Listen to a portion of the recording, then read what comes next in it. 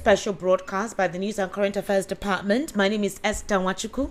And I'm Solomon Ofem. My name is Chioma Innocent. And obviously, we welcome you officially to the important conversation that we intend to have today. Ladies and gentlemen, it seems Nigeria is still in its quagmire. The same struggle for flexibility in governance, economic transparency, security of lives and property, provision for social welfare, ability to express yourself without intimidation, and obviously the prevention of civil unrest. Unfortunately, today, some Nigerians who went to supposedly express themselves to the government due to the spate of insecurity in the country and the quacked democracy practice were tear gassed, and Omoyele Sowore was part of them, and he was carried to the hospital. Apparently some thugs tried to maul some of them by preventing them from protesting. The question now is, are Nigerians ready to be free, or it is now a political undertone to stifle any form of expression? These are the crux of the conversation, or the fundamental of the conversation today, June 12th, Democracy Day. We want to look at Nigeria 27 years on in its practice for democracy, and I must tell you, it seems the same problem in 1993 or 1992 thereabout till now is what Nigerians are complaining about. The only situation is that these issues have morphed into something either more complex, and the political class seems to have gotten rotten with no ideals to resolve these challenges. President Bola Ahmed Tinubu's broadcast today centered on his renewed hope agenda policy, basically telling us precisely that he actually admits the insecurity bedeviling our society, and obviously stating that without proper security we cannot actually say we're in a democratic dispensation. But then he went on to say he had actually written an act to integrate 50,000 policemen and others to join our military. Really? Okay, we're going to look into that. President Bola Ahmed Tinubu also commemorated those who fought for Nigeria's democracy. We're talking about the Nadeko days. Chioma Innocent will be taking us back in time as to what honored us, or what propelled us to embrace democracy, and the kind of democracy we have practiced in time, that is before now, prehistorically, and if Nigerians are actually benefiting from that. Then Solomon Ofem will now tell us precisely from the time of Yarodua, whom Nigerians have given all forms of encomium, saying that that is the only dispensation that gave Nigerians some credibility or some renewed hope, sort of, that Nigeria would have had a good trajectory if he was still alive. And then we'll now look at Nigeria's present democracy and what we are currently practicing, the kind of future we intend to have. Ladies and gentlemen, once again, thank you. We're streaming live on YouTube, so you can join us in the conversation virtually at VOP 903 FM on YouTube. So go on there, actually open that platform and that application so you can virtually be part of the conversation anywhere in the world. Our analysts today are here. We have a historian with us in the studio, and we have a national political and social affairs commentator as well in the studio to help educate us appropriately on these issues. All right. Thank you for joining us on the special June 12th Democracy Day broadcast right here on Voice of the People 90.3 FM. I'll be taking us back in time to the historical perspective of the democracy that Nigeria now practices. From 1999 up till now, it's been 27 years of unbroken democracy. But while our democracy has remained unbroken, has it really been serving us the way that it should? I want to take you back in time to the struggles of the National Democratic Coalition, NADECO. Now, some people who were part of the NADECO struggle, one of them is currently Nigeria's president, and some of them were honored with national honors during today's Democracy Day broadcast by Nigeria's president. In case you don't know, or you're too young to remember, the National Democratic Coalition, that was NADECO, was a pro-democracy movement that was formed in 1994 after the military government annulled the June 12, 1993 presidential election, widely believed to have been won by Moshood Kashimao Olawale, MKO Abiola. NADECO demanded that the military should hand over power and recognize the June 12 mandate. What happened after that? There was widespread chaos and riots. Now, you may remember what Igbo people called then the Oso Abiola. The military ruler Ibrahim Babangida annulled the election before the final declaration of the results. At some point, he stepped down. That was about 2 months after the annulment. He stepped down in August 1993 and installed an interim national government of Ernest Shonekan. Abacha then overthrew that government and took over power. He unfortunately died in office in 1998. Abdulsalami Abubakar General took over between 1998 and 1999 to oversee a transition to civilian rule, which led to the election of Olusegun Obasanjo in 1999 as Nigeria's first democratically elected president in the Fourth Republic. Now, we're looking at a number of the issues that happened then, how Nigeria's democracy has been. And I'd actually like to direct my questions to you, Mr. Awa Omiko. I want to look at the historical perspective. What kind of democracy did Nigeria practice from Obasanjo's time in 1999? Did he really uphold the tenets of democracy? One thing many people remember from his time was the push for a third term, and the Senate then did not allow it to go. The Senate did not allow it to work. Many people still talk about that particular Senate. So we actually want to look at starting from 1993, that particular election that caused chaos, that particular election that caused problems in Nigeria. So we want you to give us just some historical perspective on that. Then we'll look at Obasanjo's election, because we also want to know, why was he chosen as the person to replace Abiola? Was it because he was also a Southwesterner? Was it because he was seen as someone who would be a unifier? That's for you, Mr. Awa Omiko. Well, thank you. I'm very grateful. And I equally thank the listeners for always being there for us. I thank everybody and I welcome you all to this platform. If we begin going back to 1993, you will discover that that election was the fairest. It would have been a unifier. And MKO was just the people's choice. But what led to that election, you can see that IBB, that was known as Maradona, he has a lot of names. Maradona and even the evil genius. You can see that he himself was not in his right mind to do all those things he was doing, because there was a power controlling him. What power was that, sir? And these were the oligarchy of the North. Oh.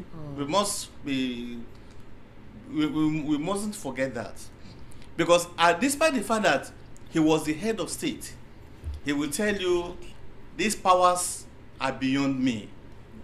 You can see that he started by, at first, making sure that there were some politicians, about 23 of them. He said he banned them from participating in politics. And later again, he made another announcement and he declared that some people should come up. But the 11 political parties that came up were even worse than the 23 he banned. But to allow peace to reign, the man just said, okay, let us continue. And he introduced something, and which is a two-party state, the NRC and SDP, thinking that the two-party state will help solve the problems of Nigeria politically. But Nigeria is a multi-ethnic country, and two-party state will never work. Howbeit, within the two-party state NRC, that is the national NRC and the SDP, people just say, okay, this SDP government must be for the North. And people say SDP must be for the South. And who stood for NRC was Alhaji Tofa, while MKO stood for SDP. The North, people came around MKO, including, in fact, the election cut across all segments of the society. You can't say it was an Igbo SDP, you can't say it was an Igbo party, Yoruba party, or this, but people just chose Abiola. And as the election was ongoing, there was an annulment. He annulled the result because Abiola was alleged to have been the winner.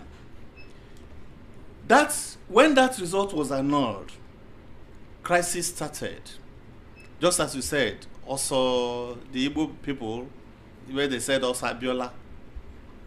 If I tell you that the number of people that died during that period were so much that we could not even, Nigeria could not even count it. Anyway, that's a different ball game entirely.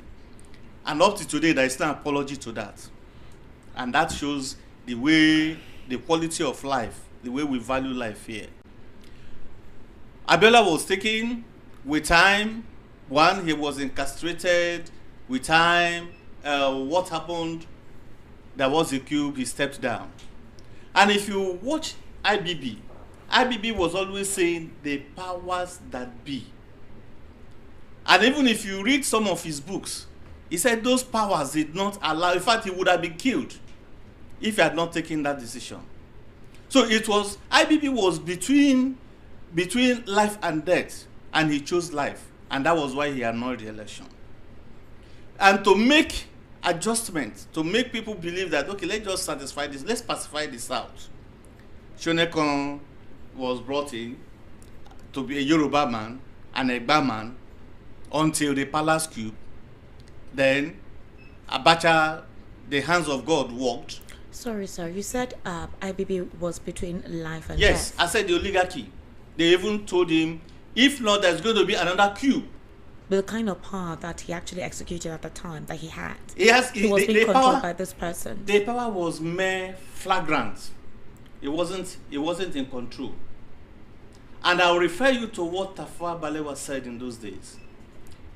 He said that we all are like toys in the hands of the Britons. That when we talk about national conference, that is like a juggler, that they are going to use the leaders, juggle the leaders, a draft and play the game, and that just that. IBB was not total in control. Which means but I don't want to use the word conspiracy, that MI6 was controlling Gowon could be the same thing. Well, you see, Gowon's case, because you said we should start from. No, I know, because you said the oligarchs and you mentioned the British, yes, meaning that they were still in charge of government. British, not only the British government, the British and the northern oligarchs. So the oligarchy of the north. In fact, if you can even, he said, Abacha knows more than I do. That was one of the things IBB said in one of his interviews. He said even when it comes to the politics of the north, that Abacha knew more than he knows. At least thank God for his memoir and what he has been writing. Could the British have also been involved in the annulment of that election? Look, when we begin to talk about Nigerian politics, you don't trust the British people. In other words, there's a whole conspiracy theory It's about a conspiracy theory. Don't Nigeria's trust, democracy have been playing out over the years. Never you trust the British. What they are interested in is to make money. And even our histories, they are even compromised. They are even giving us the history of the victor, and not the real history. I mean, it's popularly said that the victors are usually the ones that write the history. But when you look at the analytical history, you discover that it has to be, you have to say it the way it should be said. So the British people are they know exactly what is happening. And we can't just talk about the North without the British. So when Abacha came on board, we all knew what happened, and nature fought for us. Nature fought for us. Then Shonekon came on board. Those that were expected to be killed became the leaders, because Shonekon would have passed on. He was on the list to be killed, even Obasanjo and the rest. But that happened. Shonekon came, Abacha came, then who else? What was his name? Abdul Salam Abubakar. Yes. Abdul Salam came on board. And the constitution we are practicing and we claim to be a democratic constitution was not handed on to us by no civilians. So it was just the military drafted constitution. In fact, some lawyers said it was a two-man affair that they just sat down, took whatsoever we call cut and sew. Just did a hush-hush. Did a hush-hush thing constitutional and give it to Nigeria. Just to make sure that we have a constitution that will run a democracy, so that the world will see that we are a democratic nation. But if you look at what is going on and everything, our democracy, it's not structured towards the body politic of Nigeria. But here's the question: could Nigeria's democratic development have been different if the June 12th election had not been annulled? Also, what actually led to Obasanjo being chosen to run as a civilian government, seeing as he was, one could say, Abacha's prisoner? Very good. Prisoner of conscience. Let me start with Obasanjo. Obasanjo was a loyalist. A loyalist to who? You can see that Obasanjo was the vice president of who? Who was the vice president? Murtala Mohammed. No, Murtala Mohammed. And when Murtala Mohammed passed on, he came on. Mind you, Obasanjo did not just as a military administrator. As a military administrator. Okay. Obasanjo did not just emerge just like a politician. Obasanjo has been tested and trusted, and they knew that Obasanjo will be a loyalist. Tested and trusted as a loyalist. Yes. To whatever agenda at the time they had. Yes, they had it. Is it this same northern oligarchs you've been talking about? Yes, this same northern. In fact, everything you do is about the northern oligarchy. Let us be realistic about it. Until it will get to a level where we're going to break away from this. In other words, this cabal we've been talking about for years has been going on way far back. As far back as 1954. Wow. Our federal system, we became a federal state. As far back as 1954, we became a federal state. So did that loyalty serve him after he became president? Yes. You can see that Obasanjo went through, and Obasanjo himself wanted to change the status quo, but it wasn't easy. It wasn't easy for a team that have run for over let's just say 20, 30 years. 20, 30, even 50 years. It wasn't easy. He only tried, but he did not succeed. He only tried to make sure that we get it right, but it wasn't easy for him. And when people begin to say he started calling for third term, well, that third term agenda was, according to some analysts, was a hidden thing, because there were a lot of things he felt 8 years is not even enough to correct them. And you can see that after the tenure of Obasanjo, people started calling for, let us move away from this for 4 years. Let us make it a either 8 or 6 year term, so that people will be able, so that our administrators will be able to carry out their policies and other policies, and actually have a stable and egalitarian society. But at the end of the day, all those things are just on papers. Until the powers that be, the powers that control the state, are touched, we'll keep on moving one step forward, 20 steps backwards. And that is exactly how our democracy has been running. All right, thank you so much, sir.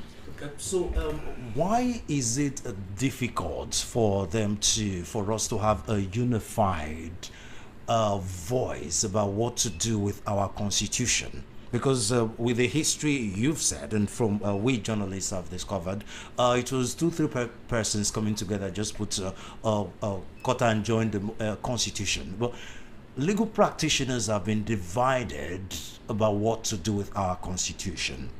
Constitutional lawyers, some legal practitioners believe the constitution is the current constitution. The current constitution is part of the problem we're having with our democracy. Yes. Too many loopholes, too many ambiguous clauses. Clauses, open to 1,000,001 interpretation. Let me direct this question to Mr. Elvis.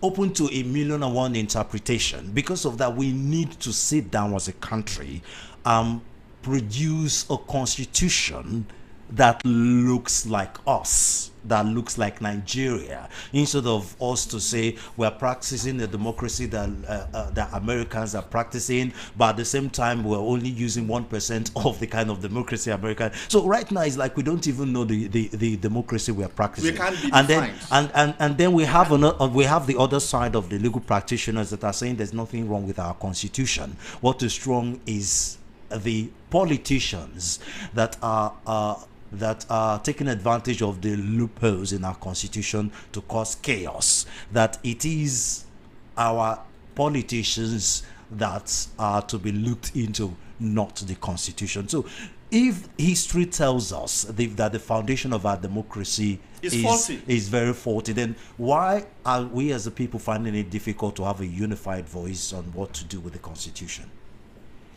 Well, thank you, Solomon. I think Happy Democracy Day to Nigerians. At least we're talking about 27 of open years. Same to you. We've never had it so good like this, even though we are still at the developmental stage.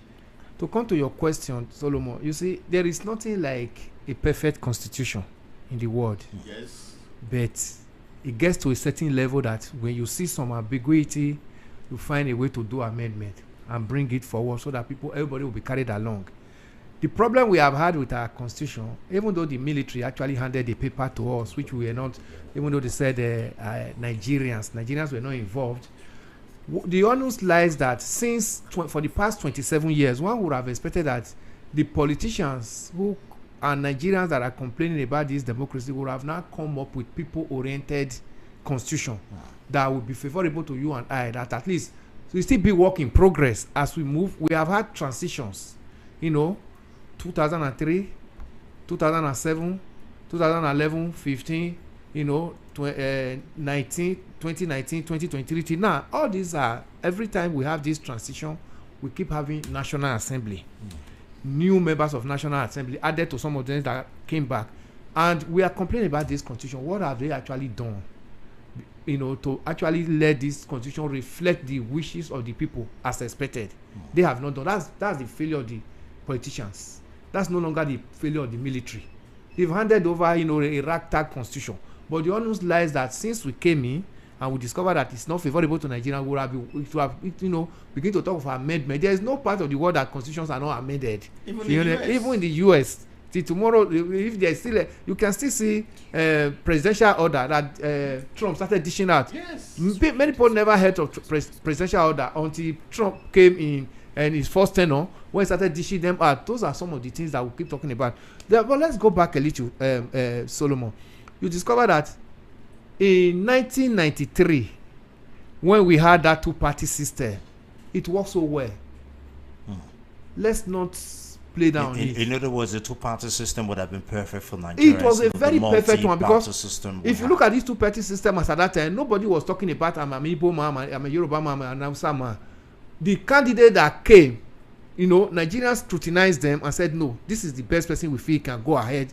we're able to deliver Nigerians to at least El Dorado as at then. But what difference will it make if it's the same politicians, these same politicians that we're complaining about? Instead of them being in 50 political parties, they will just be in 2 political parties. Yeah, that's that. We have spoken about that even the opposition as it is now, let them harmonize themselves, and even though they have come in different toga, different names of political party, they can still collapse the structure and say, okay, let's work together. So that's a discussion for another time. We'll be talking about that. Yes. That since the primaries are over now, let them mend fences to be able to confront the monster, the APC we have for the past 13 years, 11 years now, as the case may be, as it is now. Look at that two-party system. It works so well. And look at the system that was the electoral system that was practiced then, Osun A4.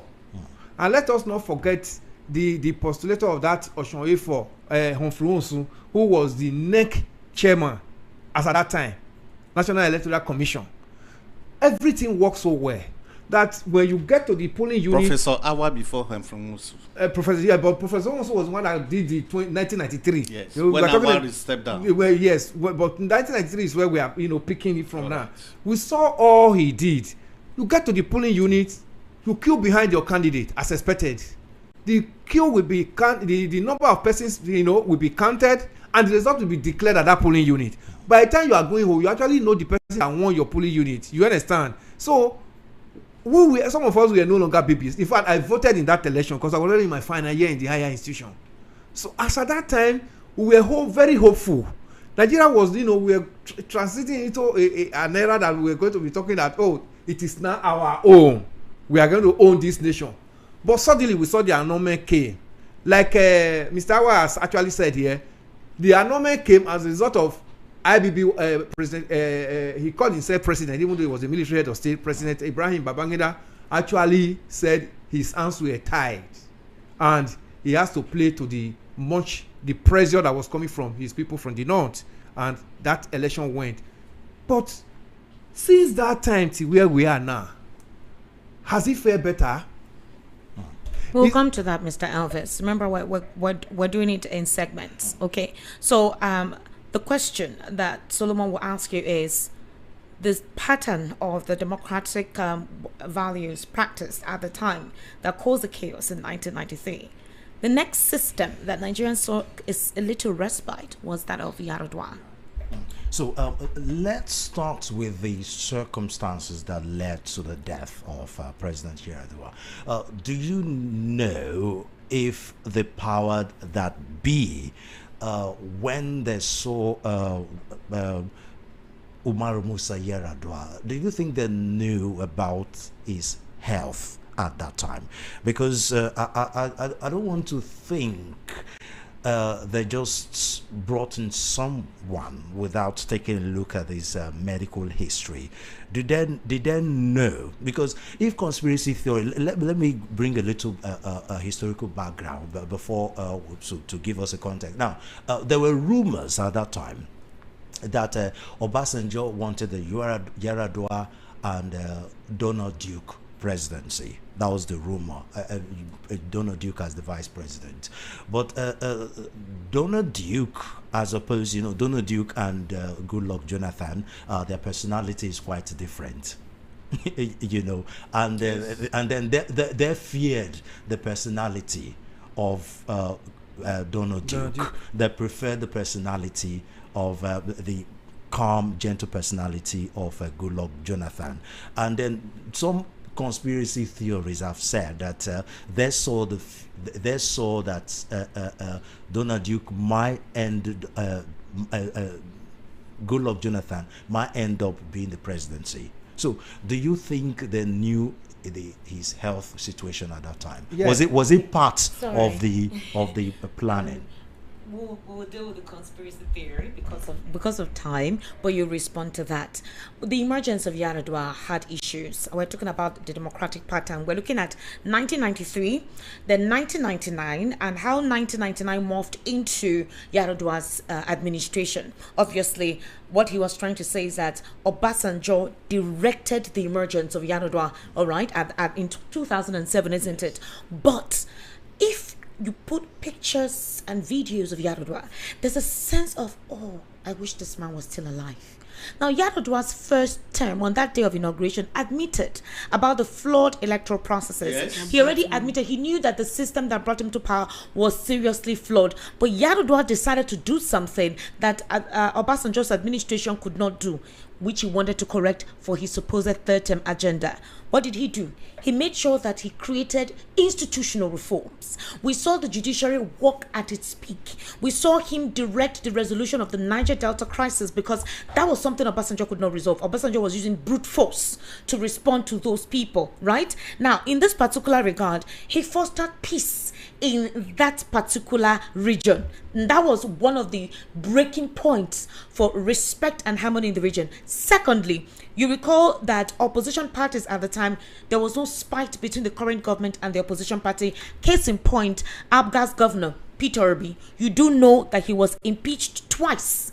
And at the time that he was meant to come back to power, after the court had given him the victory, Yaradua called, made sure that the military escorted him to office. Everything was done accordingly, despite that there were different opposition parties. So my question is this: Yaradua's flawed emergence seemed to be an emergence that gave Nigerians a little bit of respite when it comes to democratic tenets and practices.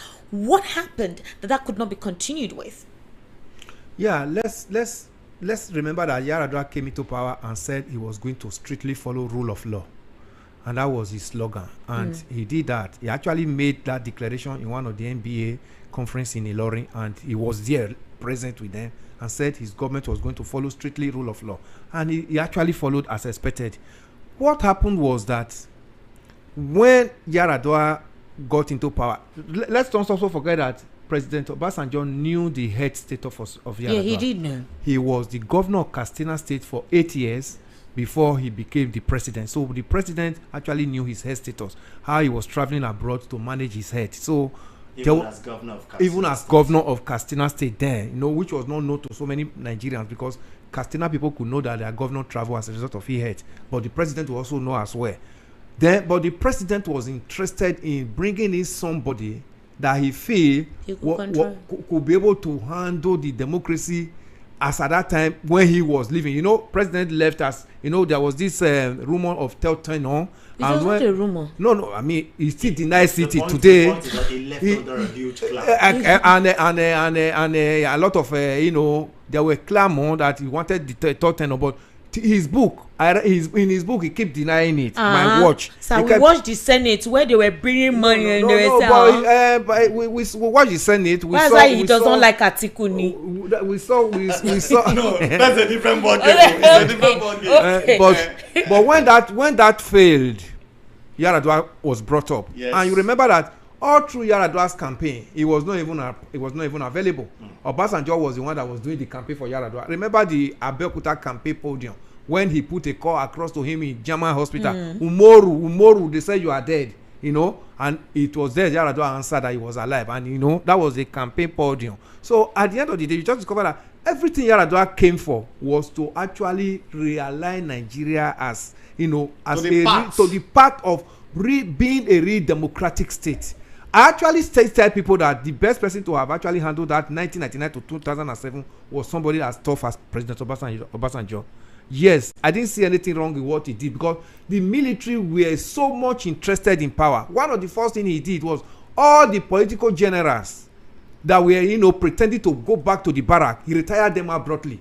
That government would have lasted for that 8 years if those people were not retired. Yes. If they were not retired. And that willpower he wielded to retire those generals that have actually tasted politics in military, would have been an issue. There's no way you can curtail such persons in the barrack without wanting to come back to government, knowing fully the taste of being a political soldier, as the case may be. So Obasanjo did that, and now that cracks.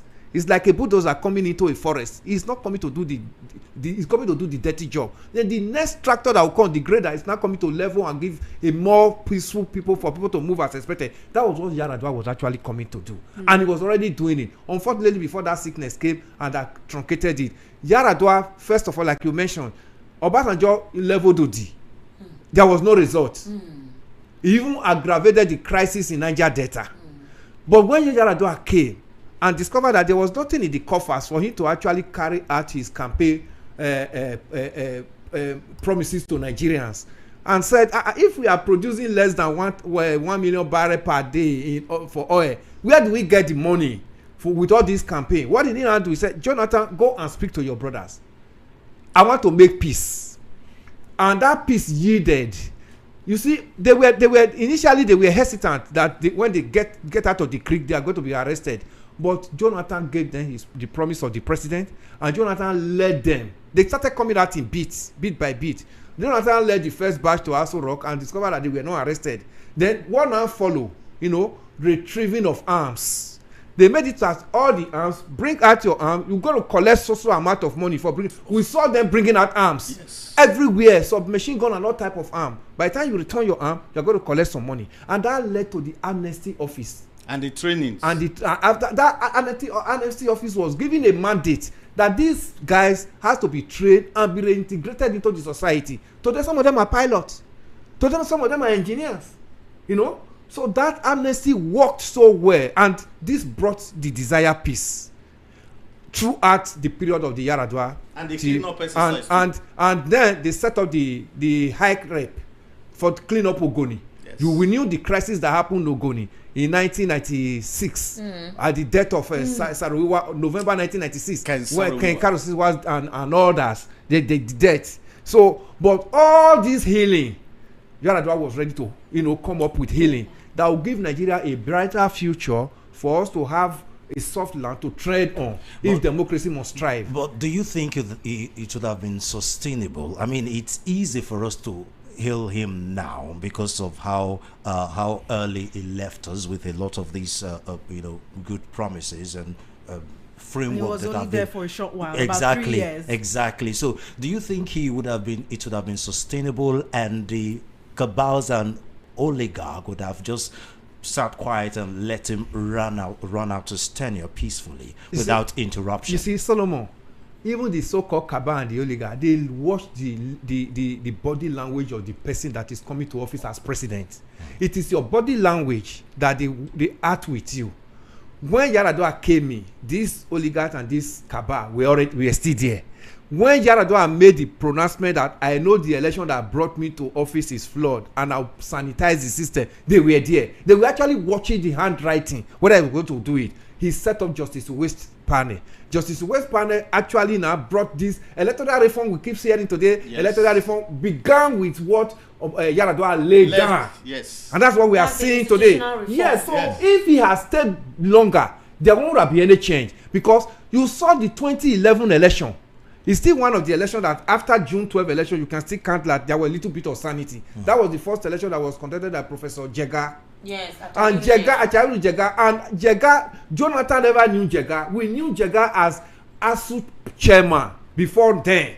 When I heard Jonathan announce Jega as INEC chairman, I said, yes, this is credible, because we saw his trajectory when he was ASU chairman. And that 2011 election, you can still see some sanity into it, because electoral act has come and with the sanity we are coming in. You see, that sanity will be building on it. Forget about the dummy that was sold to Jonathan in 2011 towards the 2015 election.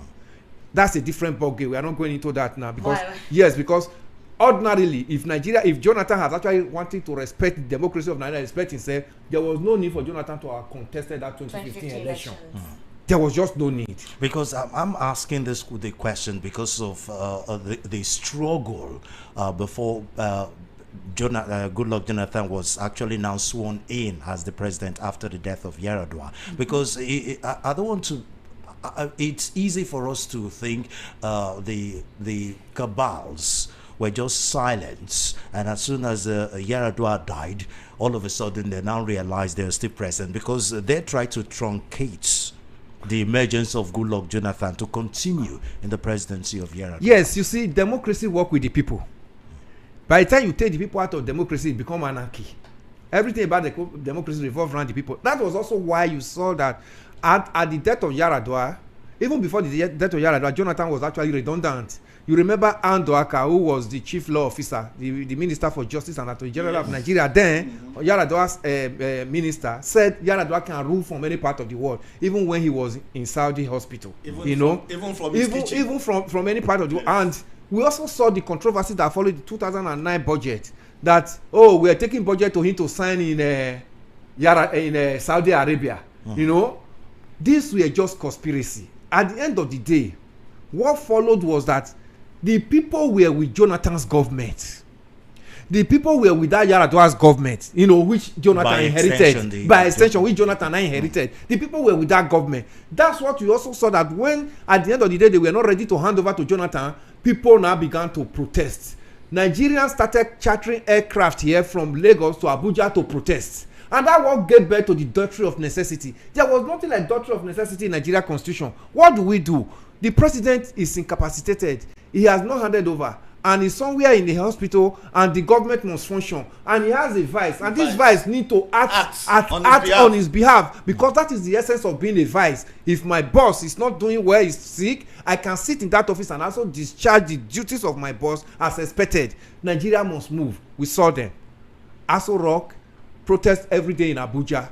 Now, when the National Assembly saw that this was going to be a chaos that could not be managed because the people were with the government. Listen to what we are talking about this afternoon. We are talking about the people. The democracy belongs to the people. If we are talking about today's democracy day, how have the people fared? How have we enjoyed it? That's what we are talking about here. The people were with that government. And at the end of the day, no, the National Assembly said, if we go against these people, there must be chaos. The doctrine of necessity has to come in. The doctrine of necessity get back to Jonathan being sworn in, even though Yaradua was still alive, but Yaradua was like a vegetable. We saw how the cabal also hurriedly brought Yaradua from Saudi Arabia and brought him and set up a machine for him in Aso Rock and all of that. Even Dambazu, Lieutenant General Dambazu was chief of army staff, switched off the light from airport down to Aso Rock, stage a machine for and put Yaradua there. We also saw the cabal, the lies they told Nigerians. Aso Rock became a mecca. We started seeing different people going to greet Yaradua. They will come back and say different story. This one, the League of Imam, they'll say we saw him. He said hello. There was even some of them that said, "Oh, he prayed with us." Yes. There was someone that said, "Oh, he was. He played squash. That he was coming out. He was going to start playing squash anytime." But I still remember when the league bishops went, and that's what I still remember. I still respect Bishop Oyedepo for today. When they came out, we were being asked in the state of Yaradua. He said politicians have no integrity. Because of what he has gathered over the years, people that have been going in, coming out. Bishop Oyedepo said he said politicians lack integrity because of what he saw. What did we see? Less than 2 months after that incident, they now finally announced to us that Yaradua has passed on. May his soul rest in peace. But I think Bishop Oyedepo and Leader Akinyuli. No, it was in the FEC. It was in the Federal Executive Council meeting that Dora Akunyili spilled the bill and said, "I'm the Minister for Information. I need to tell Nigerians the state of my boss." And this one that everybody is like, "Oh, you resume," and he's not resuming and he's sick. I need to tell he was attacked. She was attacked. And that's why she do, because the cabal, that head on that Jonathan and truth must not be heard, attacked her. But she spoke her mind, because where she's coming from. All through her stay in NAFDAC, we saw truth in NAFDAC, we saw transparency in NAFDAC, we saw integrity in NAFDAC. We saw a transformation in NAFDAC. So when she was made Minister for Information, Nigerians were like, this woman have not concluded her job in NAFDAC. But nobody knew what made Yaradua to make her the Minister for Information. But it now played out, when he was saying good people, Nigerians are good people. There was a slogan he came up with that time. That was also what she carried to that fake meeting and said, "I need to tell Nigerians the whereabouts of my boss and his health status." Even though she was attacked, she has already sent the message out, and that message now propelled the protest that led to the doctrine of necessity, that eventually led to Jonathan being made the acting president before the final death of I think I remember at the time the press interviewed Jonathan, and he said he had not been given access to even see. Yes, he was not. Because he couldn't be allowed to see. Even the wife of Turai Yaradua was allowed. Was even stronger than Jonathan. Yes, Turai and Doaka and all of them. All the cabal we'll be talking about here. Head on to Nigeria. Yes. So that cabal is what this present administration have not been able to break, that we are where we are today. This cabal is serious, so the same cabal of Abacha. Yes. Because now, while I was trying to ask the question about whether they know the health, because I was trying to follow a trajectory, because do you think that trajectory is what has led us to this time? Now, some would say the emergence of Obasanjo was flawed, a prisoner of conscience. It's more like Nigerian leadership has now become a bag of compensation. Let us compensate Obasanjo because he was a prisoner of conscience. No, it was not Obasanjo. They compensated the Southwestern people for the annulment of June 12. Yes, that was all Obasanjo. Whatever the situation, it was a compensation. Yes, and then after him, Yaradua came in, and it was a compensation for the death of his brother. Even though we knew he was a good governor as Katsina State, but under that, it was also a compensation for his brother, because he was the assistant to Obasanjo. His brother died in incarceration. Exactly. So under Abacha. This series of compensation and the current president compensation for a fight of Nadeko. These different compensation, isn't that what is fine-tuned? The current president he wasn't compensated for Nadeko. He has left Nadeko ever since before he became president. He got himself compensated. Well, but they still attach him to Nadeko. We can't still rule out the president and exactly Nadeko exactly because Nadeko prepared him to to be made known to Nigerians, and his role, whether he was very active in NADECO or passive. The point is the NADECO situation. Yes, and again within that period, you know that he was always sacrificing. He gave out a lot of things, even all those that were declared persona non grata in Nigeria. He will take them to London and house them, and he was funding some of the activities of NADECO. So, but that actually propped him up. And with that, we can actually say, you use the word compensation, because that compensation started from when MKO died. You can even see that some of the parties that contested and later metamorphosed to what we are presently seeing as APC were not properly registered. But the government said they shouldn't begin to look at that it will appear as if it is a victimization theory that being carried on the Southwest. And as you are seeing, what we all are witnessing today. All right. This question will be to you, and Mr. Elvis, you will also respond. So President Bola Tinubu's renewed hope agenda is obviously a symposium to that of late MKO Abiola. Hope 93 renewed hope agenda. Now, if you look at the campaign pillars of Abiola, it focused on primary resolution to social welfare issues and the vacuum created. The economic realities at the time, there were so many economic realities which he felt had been caused by the military misrule, okay? And he felt that with that economic decline experienced during the military administration, his renewed hope was basically, or the Hope 93 was basically to morph or reform some of the inadequacies of the military rule, which encompasses a centralized system of government. Then it came about the perception of Nigerians and the sentiments that were attached to it. President Bola Ahmed Tinubu came up with the renewed hope agenda in 2023. The difference with him was he was going to do a decentralized system of government to give more priority to the local government, whereby they have more grassroots mobilization and participation. Then he talked about economic realities. According to him, obviously the subsidy removal, floating of the naira. And then he said, according to the president at the time, he was going to uphold the tenets of the law, which is one of the issues that Nigerians are actually facing with. The problem with that Hope 93 is that Nigerians could not see how Abiola intended to implement it, while Bola Ahmed Tinubu's administration felt that he's taking over and supposedly replicating that Hope 93. Now let's look at the breakdown. During the president's broadcast today, when he talked about security, he admitted, all right, the vacuum and the vulnerability of security in the country and gave details of what they've been able to do. However, he gave credence to his administration by telling us that security has reduced by 81% thereabout, which is a fallacy to some Nigerians with the lived-in experience we have, which made it seem like he was reeling out statistics written to him to read out there. That's one aspect. For economy, the president believes that his administration has really done so well with the GDP, that's the gross domestic product, and what they've been able to garner in terms of internally generated revenue.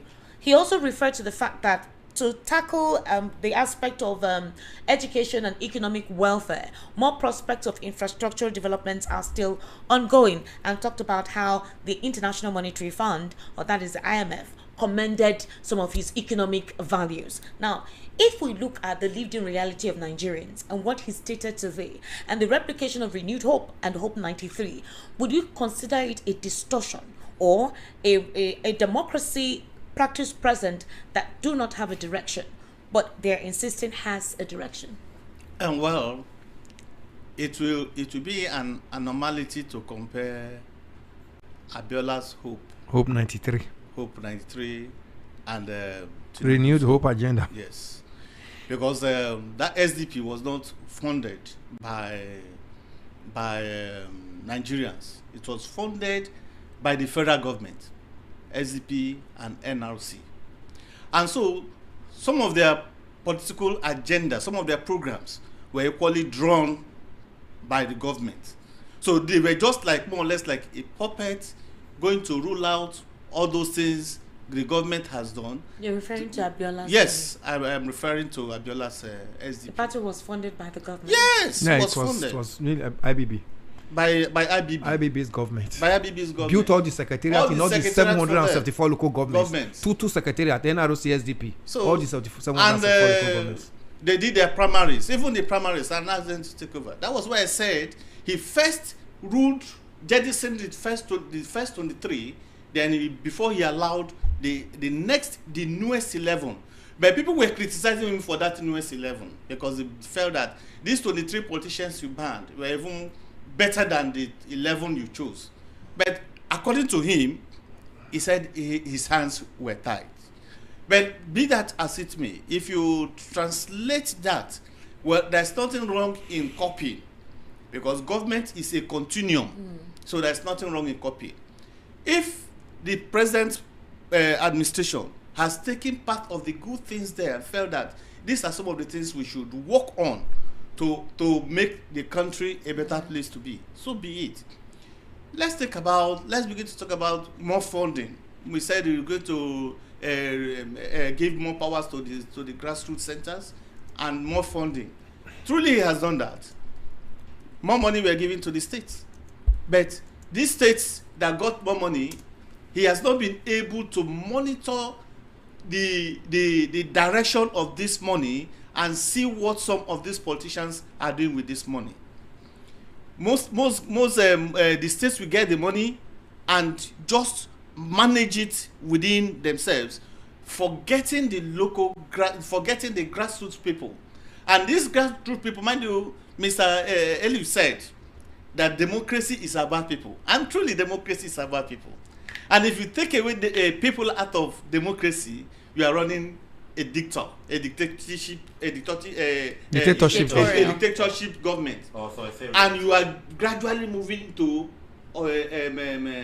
autocratic system, and that is an anarchy on its own, and gradually killing the states and the people.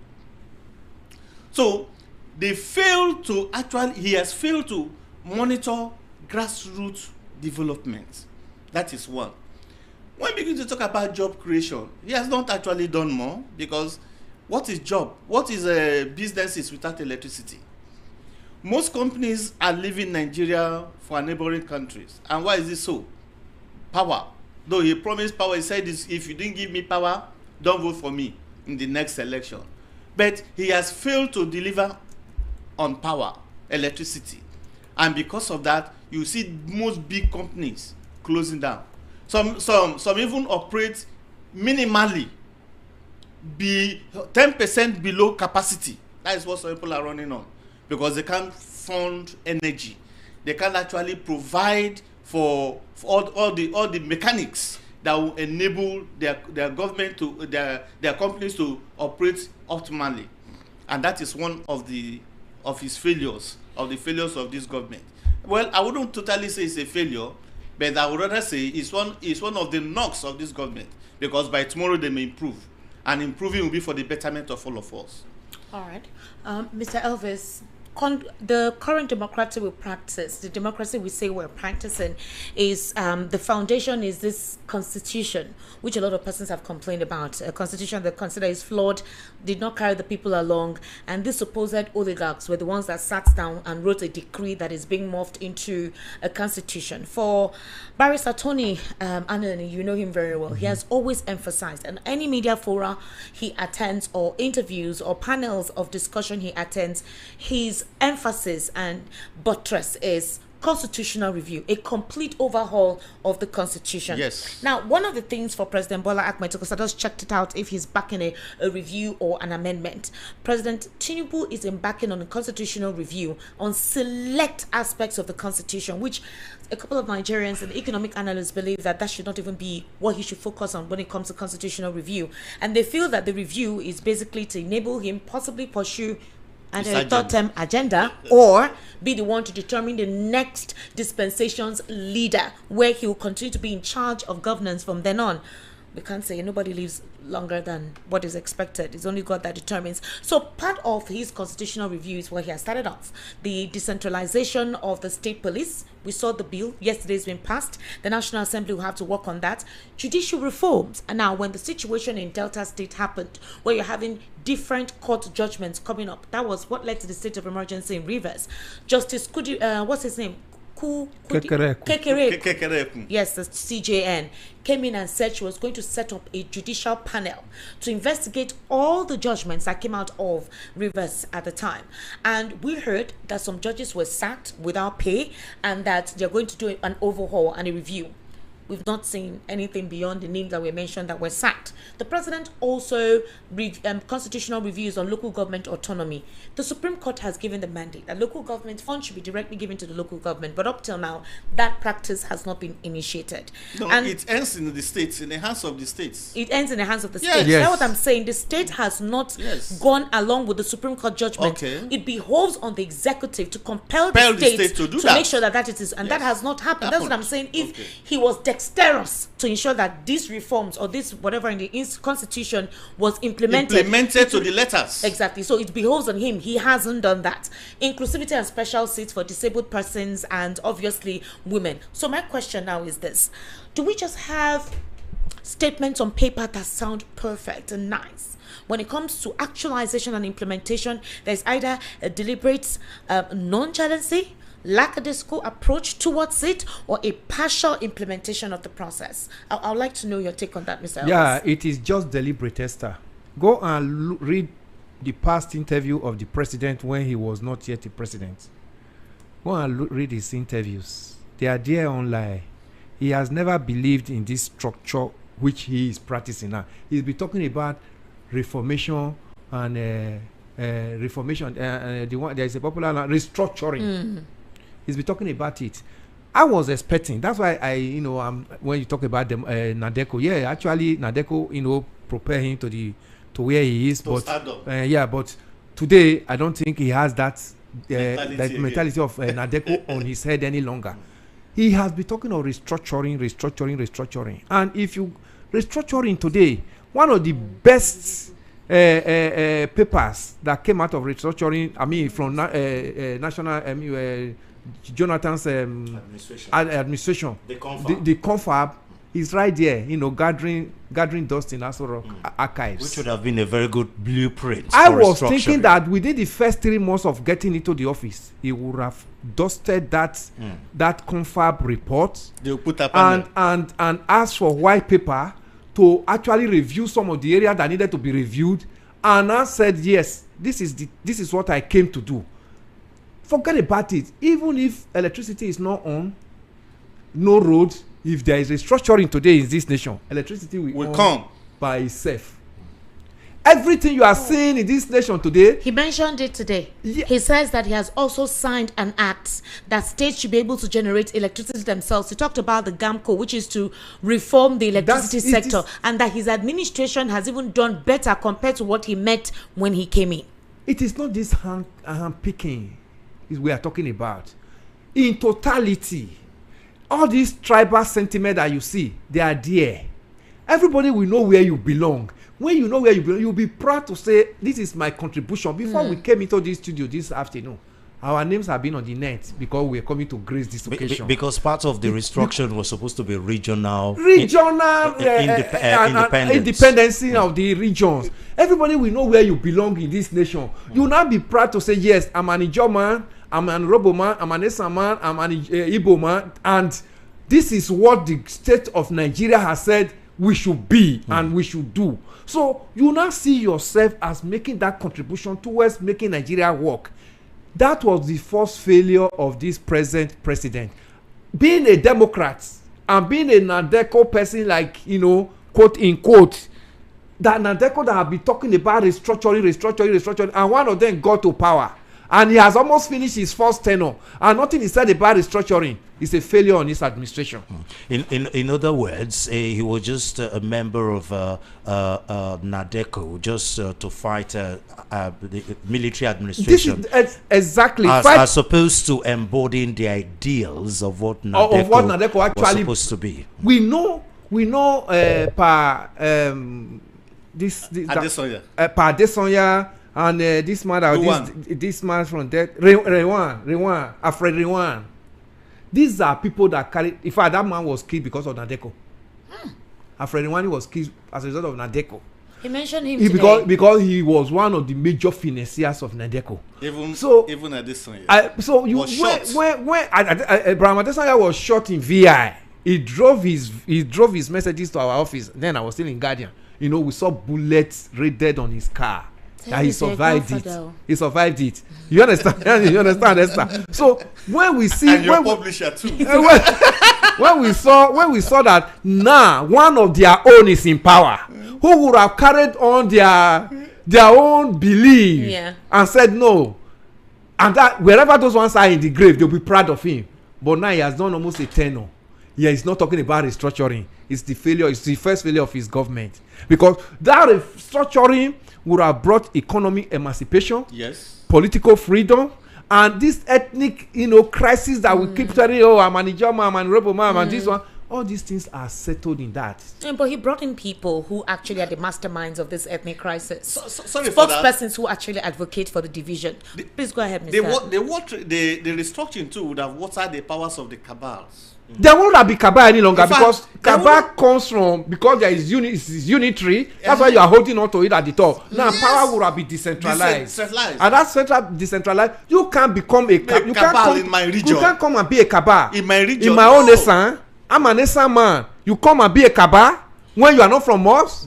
It is what we need to say that we believe in. And the Castina people too are part of the cabals. So when we begin to talk about the northern cabals, that's just that. You see, it would have watered the powers of the cabals. And it would have made the regions richer and open up for development. And Nigeria better for all. Because every region has a resources that God has given unto them. And by the time you come together and harness these resources together, it gives us a better place to be. So that's just why people are saying we don't want confederalism, because the world are no longer talking about that. But we want a proper structured and practiced federal system. And that has to do with regionalism having their own take and development. It has worked in this nation before now. Yes. Now, but to play devil's advocate, wouldn't that have mean that the cabals will now be transferred to the region? Let's use the Niger Delta as a typical example. The 3% derivative, it was supposed to help the Niger Delta people, and the federal government, for all their faults, they've been very consistent in giving the Niger Delta region what they are due. But 13%. This money, 13% rather, that's a huge amount of money. It's made a few persons in Niger Delta extremely rich. But if you go down to the community where this money is supposed to help, we still have issues of environmental degradation and all that. So would that have made a difference using this Niger Delta situation as a case? Do you know why it would have made difference? If the Niger Delta people allowed the few cabals in their own region to hijack their own resources to Israel, to your tent, Israel, it belongs to them. The other region, when they travel there and they see what they are doing, and they even now discover that we are supposed to even be better than this region, they will also come back home and now revolt against the few cabal who have held their region down. Do you understand, Solomon? That was the heady competition we saw that gave birth to University of Ife.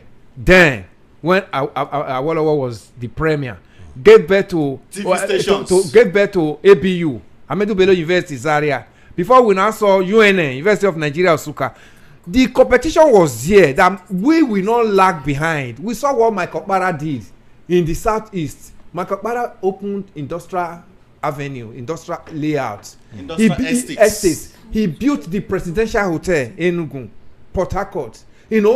Our region has to be all right. Awolowo here brought the first television to the west, from West Africa, the whole of West Africa. The West Africa Western television came first. And he built OAU, the present OAU, University of Ife. And Cocoa House. And the Cocoa House today was not built with oil money. It was built with cocoa money, and cocoa was the cash crop from this western region. That skyscraper was not built with oil money. So if your region now decide, your few people in your region now decide to hijack your own and now begin to spend it stupendiously at the detriment of others, to hell with your people if they allow them. But if they see what others are doing, it will be a challenge to them, and said, no, we can't remain slaves in the hands of few, and they also work for the liberation and emancipation of themselves. What about the tribal and religious sentiments we are facing right now in this country? It's because the top has not worked. Yes. The top encouraged it. If the top gives us power and liberate the regions, the top will not have this stronghold they had over us. It's because the top allows it. That's why it's first string, and because they are benefiting from it. Because of what they are benefiting from it. If it is liberalized today, the top will no longer have this kind of, oh, I am doing election, somebody will now go and snatch ballot box for me in the north. Even when I'm here in Lagos, I'm a Lagosian, or somebody will now snatch ballot box in Bayelsa for a Yoruba man and be running with it. It will no longer be like that. Everybody will now begin to talk of the best will be for your region. You will not trade that your best. Yes. Because you want to compete favorably. Okay, the Western region gave us scholarship. That's why today you see every Yoruba man you have very educated men in the Yoruba part of Nigeria. Awolowo did that over the years. Gave us scholarship. Gave us even sponsor people abroad. Was free from primary to secondary school. Sponsor people abroad, and today is still you can still see it in the various families. The result in the various families of an average Westerner. Yeah, but Mr. Elvis, what is one reason why this restructuring, regionalization has been forgotten? Like at the back of the table, it's like the document is nowhere to be found. Maybe it's burned. What is one reason why this current administration is not exactly looking towards that? Does it mean that President Tinubu was playing the long game? I mean, they call him the master strategist. Does it mean even as at then he was already making plans as to how to ascend the throne of the presidency, and then just have his name written there, former president of Nigeria?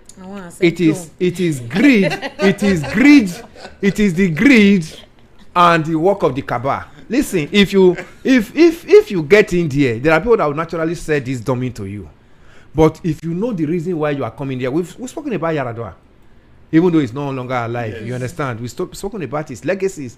If you get in there and you told the language that the cabal will see that this body language from this person is not something that we can actually hijack. Yes. They will naturally fizzle out. But when you begin to listen to left and listen to right, they know that you are not a stable person. They will now use their own kind, that same dummy that have held Nigeria down over the years. What is it? What is that dummy? It's just the greed. I want to come back. I want to be there for 8 years. I want to remain there. We want to dominate. I want to dominate. I want to make sure that even when I'm leaving, I also bring in the person that will take over from me. So that wherever I am, I can still be pointing hand and say, it's my person. Do this and do that. That's just the reason. You remember that when in 2015, when late President Muhammadu Buhari was sworn in, the very first week, Nigerians were looking at the body language of Buhari, because we were looking at Buhari being a disciplined person from with the Diagmo that was going to change its trajectory. Electricity was being on. People were getting unusual electricity. Everybody was like, this government is going to change. Until they now began to study the body of Buhari and discover that no, this is not the same Buhari of Idiagmo administration. We get the phrase, Baba go slow. Yes, so now began to say, okay, we can manipulate it. That was what led to the wife, busting out that the people have hijacked the husband's government. So when the cabal see that the person on the seat is strong will, they take a back burner. Exactly. There's one question that I want to ask about the cabal. And you must be able to face the cabal. You must face them. Do you think the president has proven to be strong against these cabals? Not at all. Not at all. At all. Because the president said there's no cabal. Forget no president will come out to tell you that. Forget the party. Only IBB tried to say it. But you heard the president when he was addressing during the Eid breakfast or something like that, where he said that certain persons wants to mutilate or disgrace his government, but he's a stronger politician. It was just mere boasting. Esther, let me tell you. Yeah, it was mere boasting. Esther, let me tell you, the first cabal this president has, do you know, is his governors. He has the National Assembly has passed the autonomy of local government. Local government today is supposed to be having a functional government like state government, but the governors hijacked it. like the priest of Persia. He said, when God said, I've already answered your prayer. Priest of Persia, now intercede. Most of them are in the APC now. So why is it difficult That for you is to ask them even to that is implement even it? the issue. That is even the issue. That's the issue. That's what the cabal does. The cabal will make sure that you know the governor play a very big role in the coming of the president. The president is going to your state. The first person that he needs to talk to is the governor of your state. And if this governor of your state is saying this president is going because he has stepped on our toes, he will not give him that light. Just like what happened in Midwestern states. Exactly. One of the governors, the head of state was to come to Midwestern states, and the governor said, "No, you can come, but the people will not be with you." The president came. No, that's the old Bender state. I'm talking of Professor Ambrose Ali, my governor, my late brother. Shagari visited Bender state. He came to Benin. There was nobody in the airport to welcome Shagari. Schools were not closed down for children to line up and say, "President, welcome." Shagari, because this very resource control, Ambrose Ali actually sued NPN government led by Shagari to court. Ambrose Ali started it. And he declared public holiday. And he declared public holiday, but everybody remained in your home. There was nobody to come out and welcome the president. The president now knew that something was wrong. But he visited the state house. That was a protest. But the protest was carried out. That was done by late Professor Ambrose Ali, then governor of Bender State, old Bender State, today Edo Delta. So if you play pranks with the governors will pencil you down and say, "We are waiting for you." You saw the 2023 general election. 2003 general election. Former President Obasanjo was practically begging the governors to get the ticket to come back, because his vice has actually put the governor behind him. The governors were doing the bidding of the vice, Atiku Abubakar, more than the president then. But you see, at the end of the day, Obasanjo was moving around. He has not. There was even a question the pressman asked him in Port Harcourt Rivers when he visited Odili. Odili was a very powerful governor. Yes. And said, "Who is your running mate?" He said, "Until I get the ticket before I can pronounce my running mate." There were issues. Right now, these cabals, the president tried to hoodwink them, give them what they want, which is promise that you have automatic to come back, like you can come back for a second time, especially the fresh governors, the fresh ones, so that they would enable him have a smooth transition for 2027. That's what you saw with the 800 billion.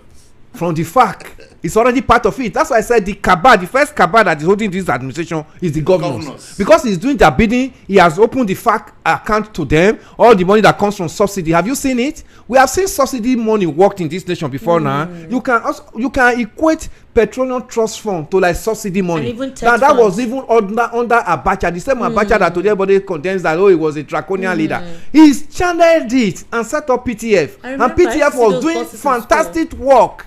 You understand? So because there was a separate account for that PTF money to work and Nigerians were benefiting it. Today we have run subsidy now for 3 good years. You and I cannot benefit it because it's in the hands of the governors. The governors are now laughing more than they're supposed to laugh with him because he has opened the treasury for them. And Abacha was monitoring it. Buhari was his chairman of PTF. Yes. Late Buhari was the chairman of the PTF. Mr. Tenkobo. It was called Mr. Tenkobo. So you're saying that if the president wanted these subsidy monies to be duly implemented in the lives of the people, he could actually compel the governors to Esther, do something about it. So it's like deliberately allowing the governors to do what they want. Exactly. And most of the complaints, because you hear his supporters say, ask your state governors, they've improved FAC allocation, ask your state governors. Is it that the president cannot ask the state governors to do something if the people are complaining that the poverty is too much and you promise that now things are looking better after removing subsidy? So if these guys are now in the APC and the president can supposedly control them, why can't he tell them to do the needful so that you can have the people on your side now that you want to recampaign? He has already opened the treasury for them. It's already too late. Esther, they say he that blows the piper, pays the piper, details the tunes. At the beginning of that subsidy is gone, there would have been a subsidy wet account where every money that is coming into that subsidy remover would have gone in. Then from there, the president would have said, okay, state governors, out of this account, I'm releasing so to you. Then this account will be managed by this subsidy committee, as it were, that all these necessary interventions, railway, road infrastructure, hospital, and all this one, this is the people that will manage it. But this one I release to the governor will be like so percentage, whether 10 or 20 or 50 30% will go to FAC. That is the one the governors would have had access to. That is how Nigerians were expecting that the president would have done when he said subsidy is gone. But today the whole money flows into the FAC, and now the governors are living larger than life. That's why the governors, have you listened to any of the governor's speech? Before they want to talk, they say we thank the president. They always do that. That is the first statement they always make. They praise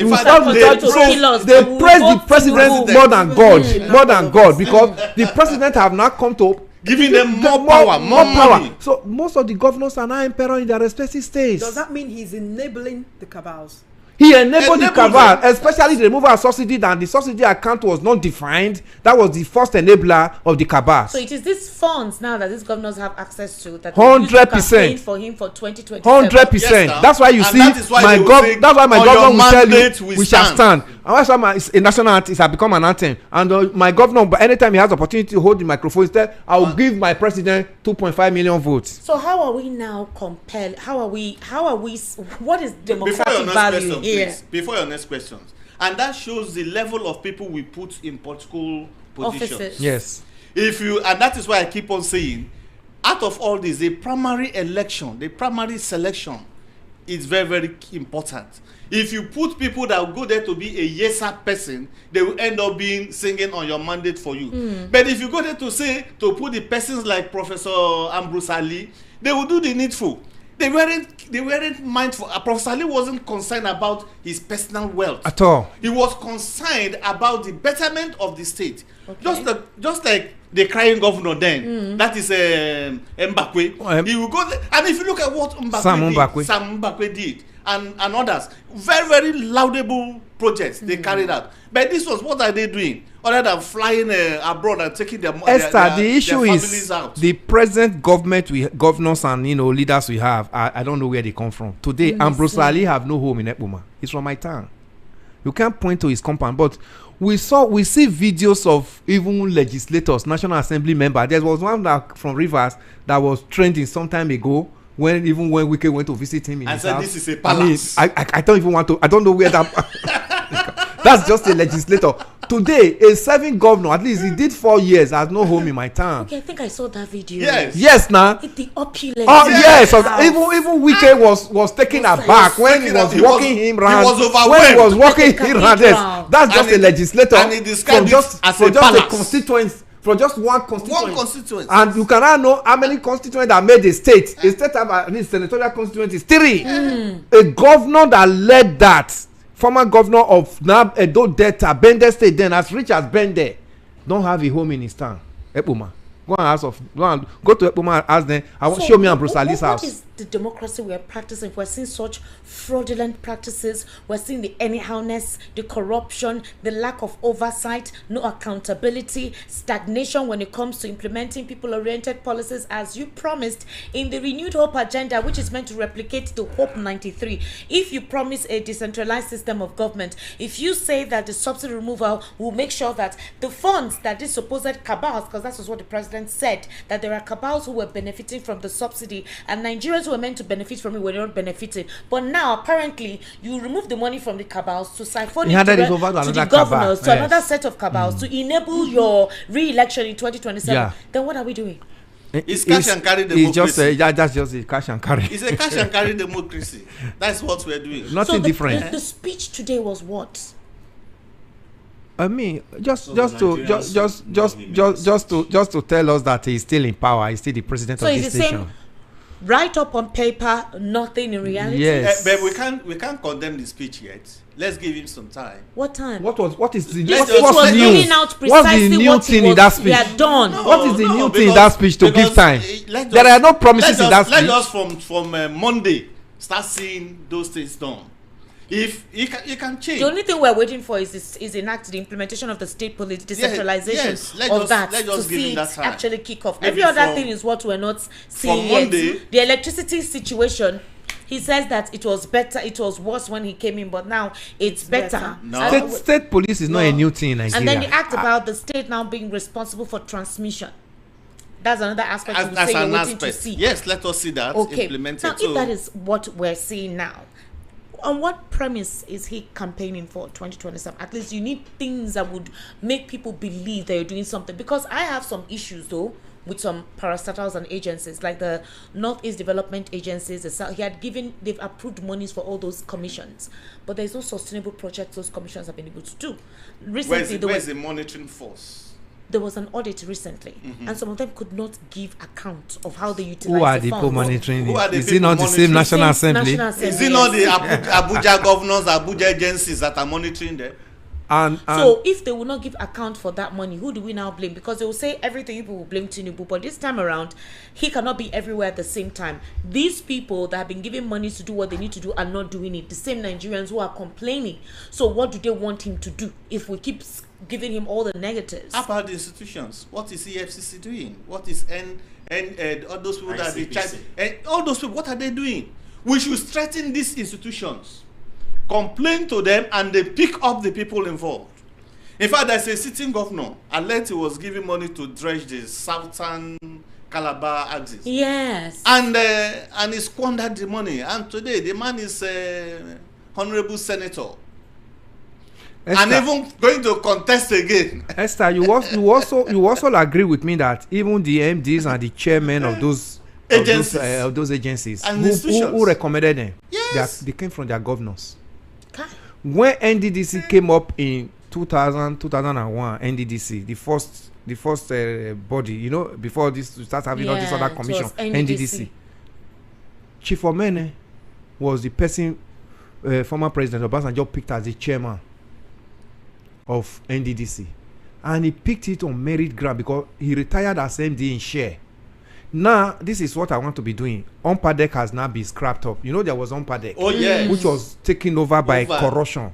Eric Opia was actually the last chairman of that Umpadec. You know, Initially, it was good. The activities were good. yeah, we That's what have you a Horsford. Yes. We have Horsford who was there. They were called the second government. Yes. Until corruption took over. So then, when Obasanjo came in and said, "No, I'm resting on Umpadec. We're going to come up with a different thing entirely," and that was gave birth to NDDC. Yeah. We saw NDDC. Everybody that Obasanjo brought in at that for Ugochukwu was the first MD. You know, Ugochukwu was like Obasanjo's press person. You know, understand? So it was just looking for something to compensate him. They were actually afraid of the body that if we do wrong, we might be fished out.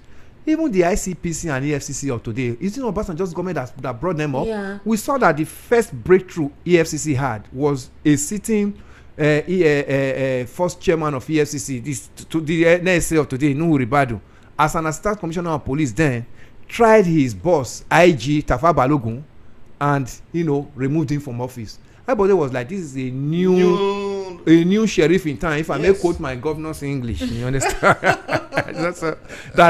This was going to be a different body entirely. But thereafter, we also saw how he was now removed from being the chairman of that EFCC and said, we are sending you to Kuru, and Nigeria State Police and Strategic Studies Kuru just because they want to pull him out, because they saw he was doing the bidding of the people that appointed him. Immediately another government came, they pulled him out. So all these are some of the things that, if we are talking here today, if the institutions are not working, Nigeria will not move forward. So what do we now do?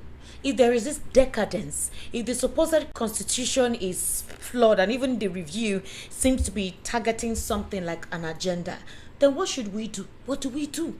Because today some persons went to protest. They were mauled by some thugs telling them not to gather here to protest. They were tear gassed. Sure, then carry on. Do you know why it's still like this, Esther? Because our election has not been transparent. Secondly, children still dey forest. Yes, if our election becomes credible today, free and fair and transparent, the leader that did not do the bidding of the people, your vote, your PVC, this one that they are saying go and collect your PVC, they are just saying it for March. Your PVC will actually move him out of office in the next 4 years. So when he comes in, he will do your bidding. The first major institution we need to strengthen in this nation is INEC. One. The day INEC work well, every politician will be afraid of their seat. Then the judiciary. Then before you now talk of judiciary. Then other aspects. Because other agencies. the three arms of government, Esther, even in the military, there is executive, there is judiciary. The only one that is missing is the legislator. today, if legislator works well and rejig the laws to make INEC to be actually independent and strengthen judiciary as it is, everybody will fear his office when you get in there. But what happens on your mandate? We shall stand. Every bill that comes from the national, from the executive, either good or bad, whether good or bad, whether it favors Nigeria, you're Nigeria. painting a blurry picture. But we are just proper solution. That's what we are telling you now. That the people must hold the government accountable. We keep holding them accountable. Today we talk about it. Yesterday, the 210 trillion naira. You remember Mele Kyari? Yes. Apparently, they were supposed to arrest him. And Mele Yeah, Kyari but said he was they- shocked that they were wanting to arrest him. All for us to hear that the Senate said they were not They're in not- support they're of not in what support, Adams, yes, because yes. Adams called them criminals and thieves because they couldn't give account of the 210 Yes. trillion. And the Senate said, no, Adams, we no send you message that your mouth don't too big. That won't concern you. It was not a collective thing. We thought that the Senate would be so precise on investigating where that money went and what that money was done, because we heard that the NNDPR person, which is Wunti, has been silently infused into the APC, that the president is aware of it. Nentawa says that is the way they're going to go about it. Yeah. They'll give him a senatorial seat, and once that happens and the president is aware, supposedly speak with the Senate, that it will go down and the Senate will not invite him or ask him questions. So if that is now the case, are we saying just because somehow there is some political leaning that nobody will investigate the 210 trillion, and if that man hasn't snuck into the APC, then that's it, and that's why the National Assembly is staying away from it? What did your former governor said?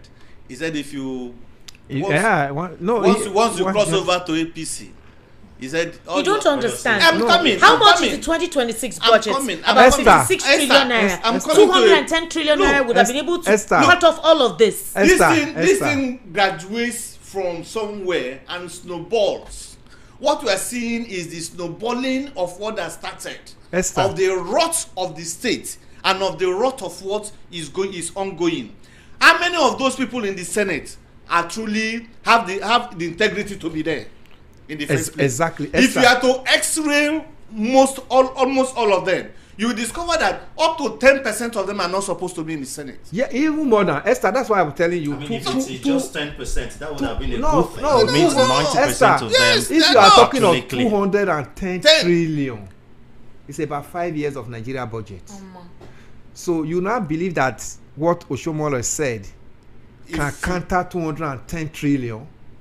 The people who are beneficial, do you think it's only Mele Kyari that had the power to, No. to move 210 trillion? Yes, no. If you want to start talking about this 210 There are trillion, group of all people. the emirs, I mean, the former all president. the imams, There are a group of people All lined the up to politicians. benefit from that money. I mean, that they- so goes to only the one rot. man is now coming to speak and say As- he must be brought Brought either up. dead or alive No way.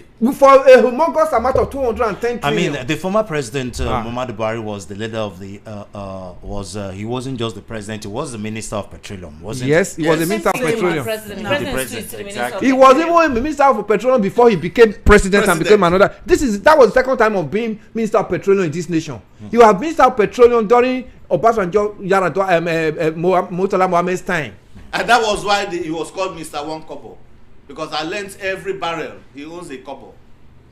So you cannot Alright, imagine. Nigerians, let's hear from you. We will soon wrap up our special Democracy Day broadcast. You can see this is why we are where we are. It's our democracy. It be like say you get us it be. Get us But it's time for us to open the phone lines. You've heard from us, you've heard from the analysts. It's time for us to hear from you.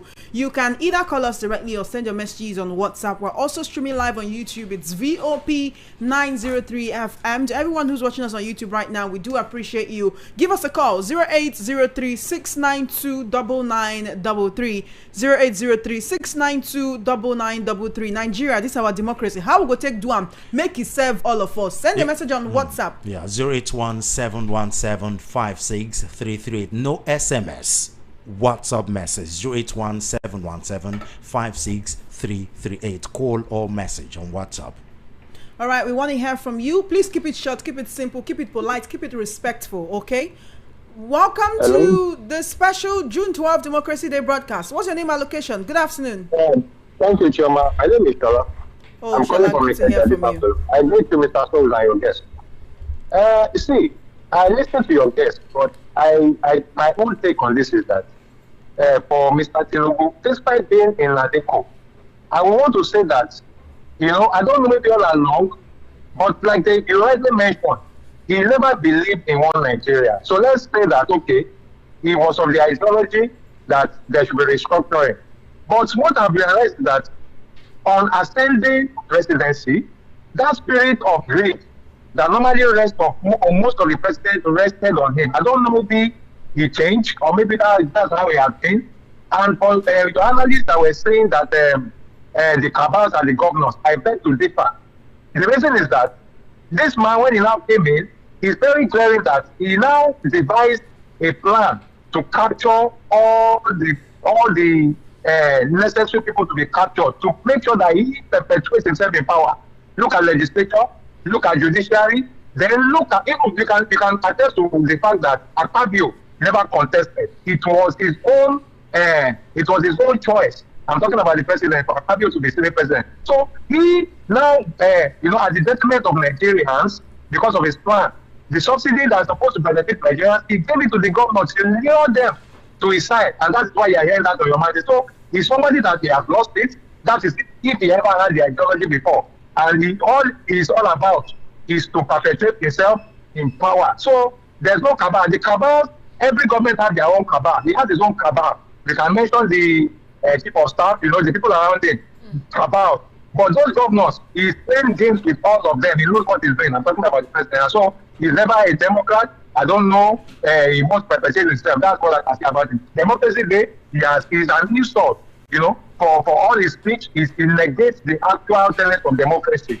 We are I don't want to use a word, but it's like an emperor. That's what I think. And if you don't take time, we are going to experience Benin Republic.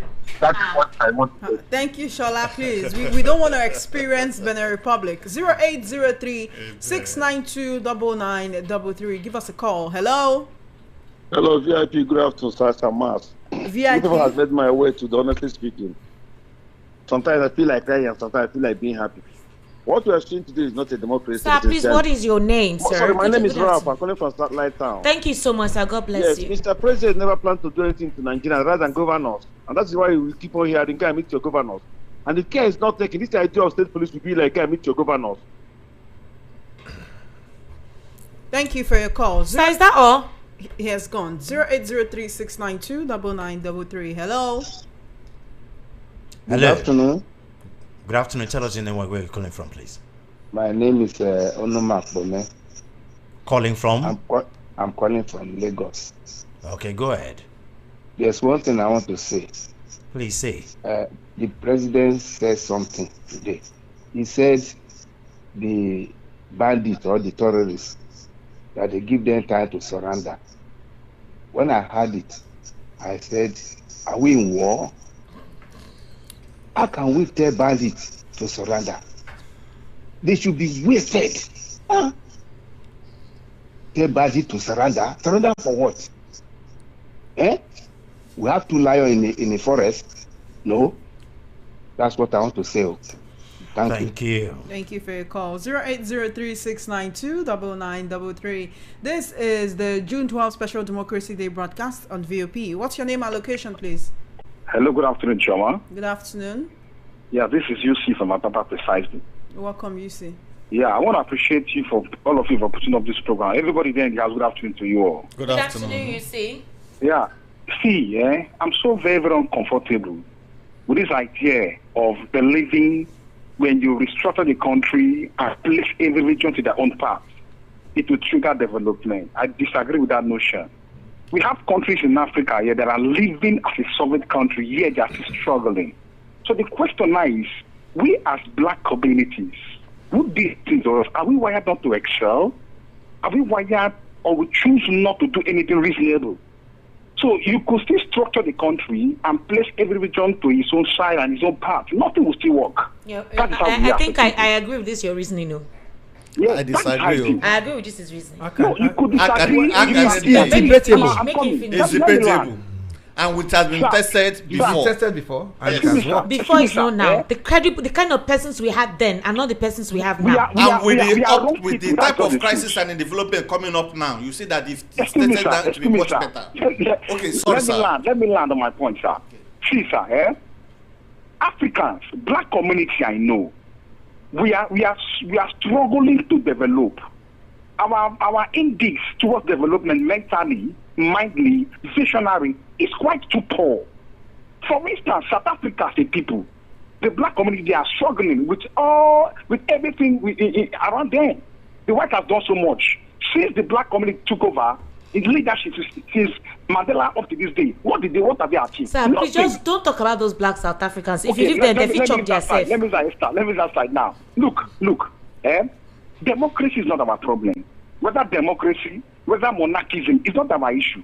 Our challenge right now is we lack the capacity to lead ourselves very well. That is just the truth. All right. Whether we practice monarchism, aristocracy, our political practice of function is not our challenge. Our challenge is that we are challenge people. I appreciate you all. Have a great day. Thank you very much, You see, Mr. for your Elvis. The call. reason why I said, I said that I kind of reason with him. For example, this whole restructuring thing, every region be responsible. That's the role that the governors are even meant to play somehow. Develop your states, right? And make it an As the envy. governor of And that as the state. governor of the states, let's see, what do you call it? Enforce leadership through the developments that comes up from your administration in the southeast. I will not talk about other states that I don't know. It's like there's a curse of wrong leadership. You may have a good leader in one dispensation. You will not have another good governor in the next 4 or 5 dispensation. So we're looking at a situation where you're saying that we should restructure, everyone should be in charge of governing their own region. And then the kind of leaders that are there may be even more rotten than the people. I'm saying this because we know the experiences we have had. Look at a state like Abia State. What Alex Oti is doing is just like the basic that any leader should do. But it's being seen as an extensive development because it is something the state has not witnessed in a very long time. You need to see the hype and the praises. So the set of persons that have governed have really failed. So the greed does not necessarily mean that it's about a system created. It's about the intentionality of these individuals. So in other words, to wrap up what he's saying is that you may say let's restructure and it may be worse because of the kind of persons in charge. That's why I use the Niger Delta Development Commission. Thank you very much. Do you realize that the Tompolo factions were fighting a few days ago over the part? They said Tompolo crossed the whatever. And that region, you still see them backward. It's like those people that have that money want it that way.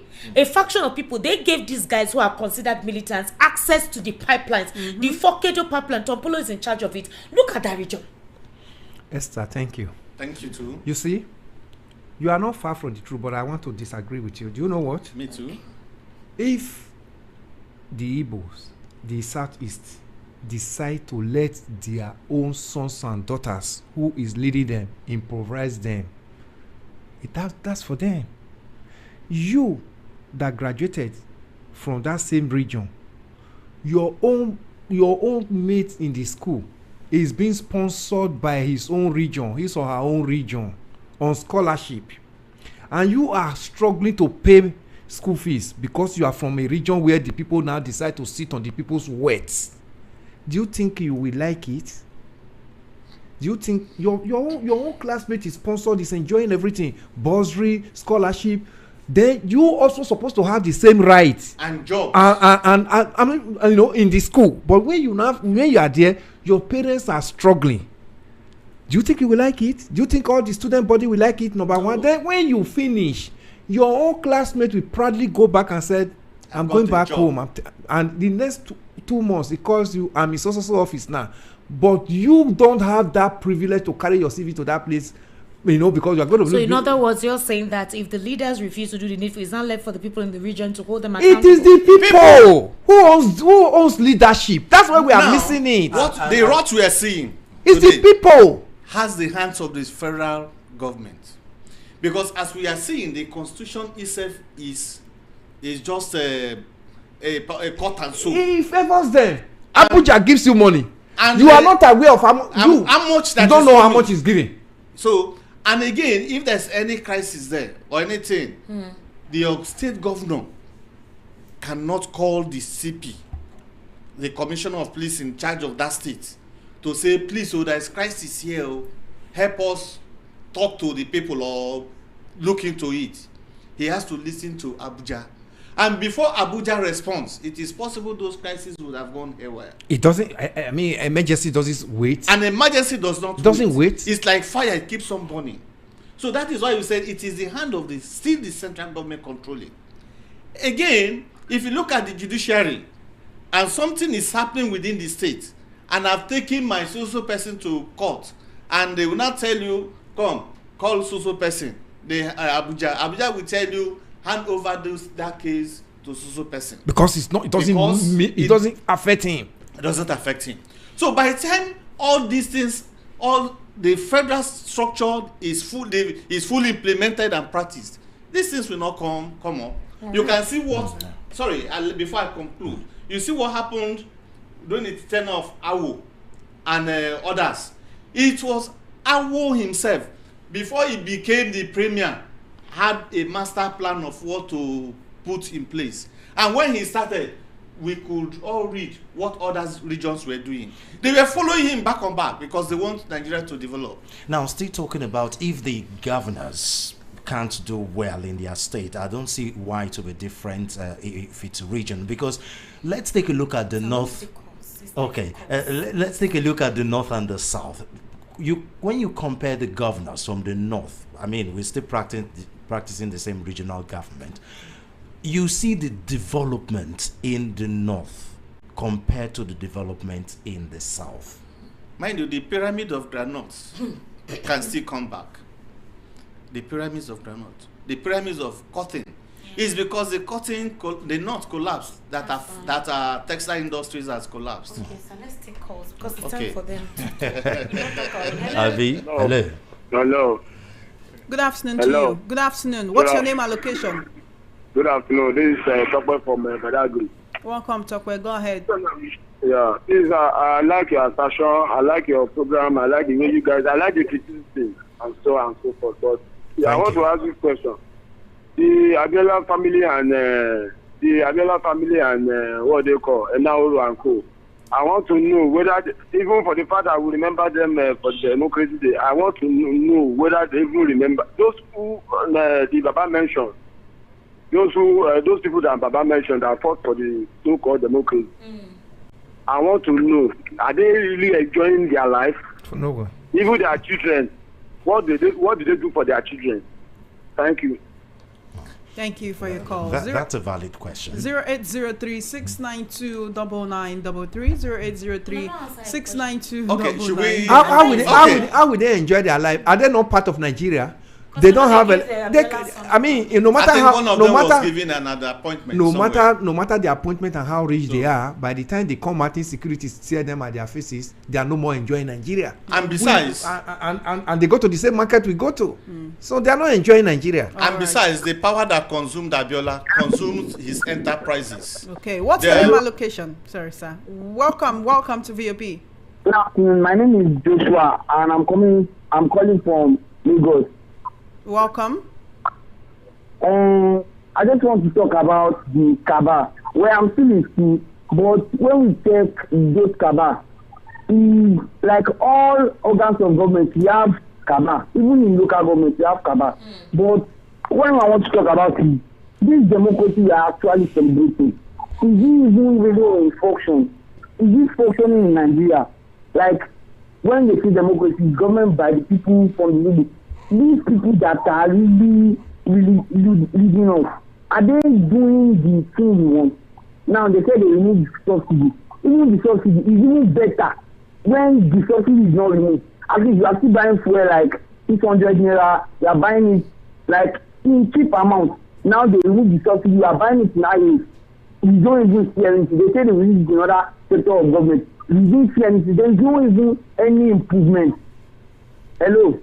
Thank you very much for your it call. appears as if the democracy is not working because we are federalism by structure, but practicing unitary system. And when you practice a unitary system in a federal structure, it appears as if you are practicing a monarchical system. So that is why things are not working. But when it is properly structured, things will move better. All right. Hello. Hello, good afternoon, sir. Hi, what's your name and location, please?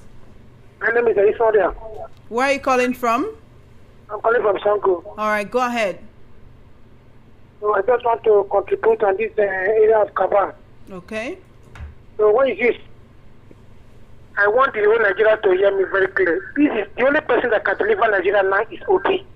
Why everybody is afraid of OP? Why everybody is afraid of OP? Let us think it through another time, so that no one goes suffer second time.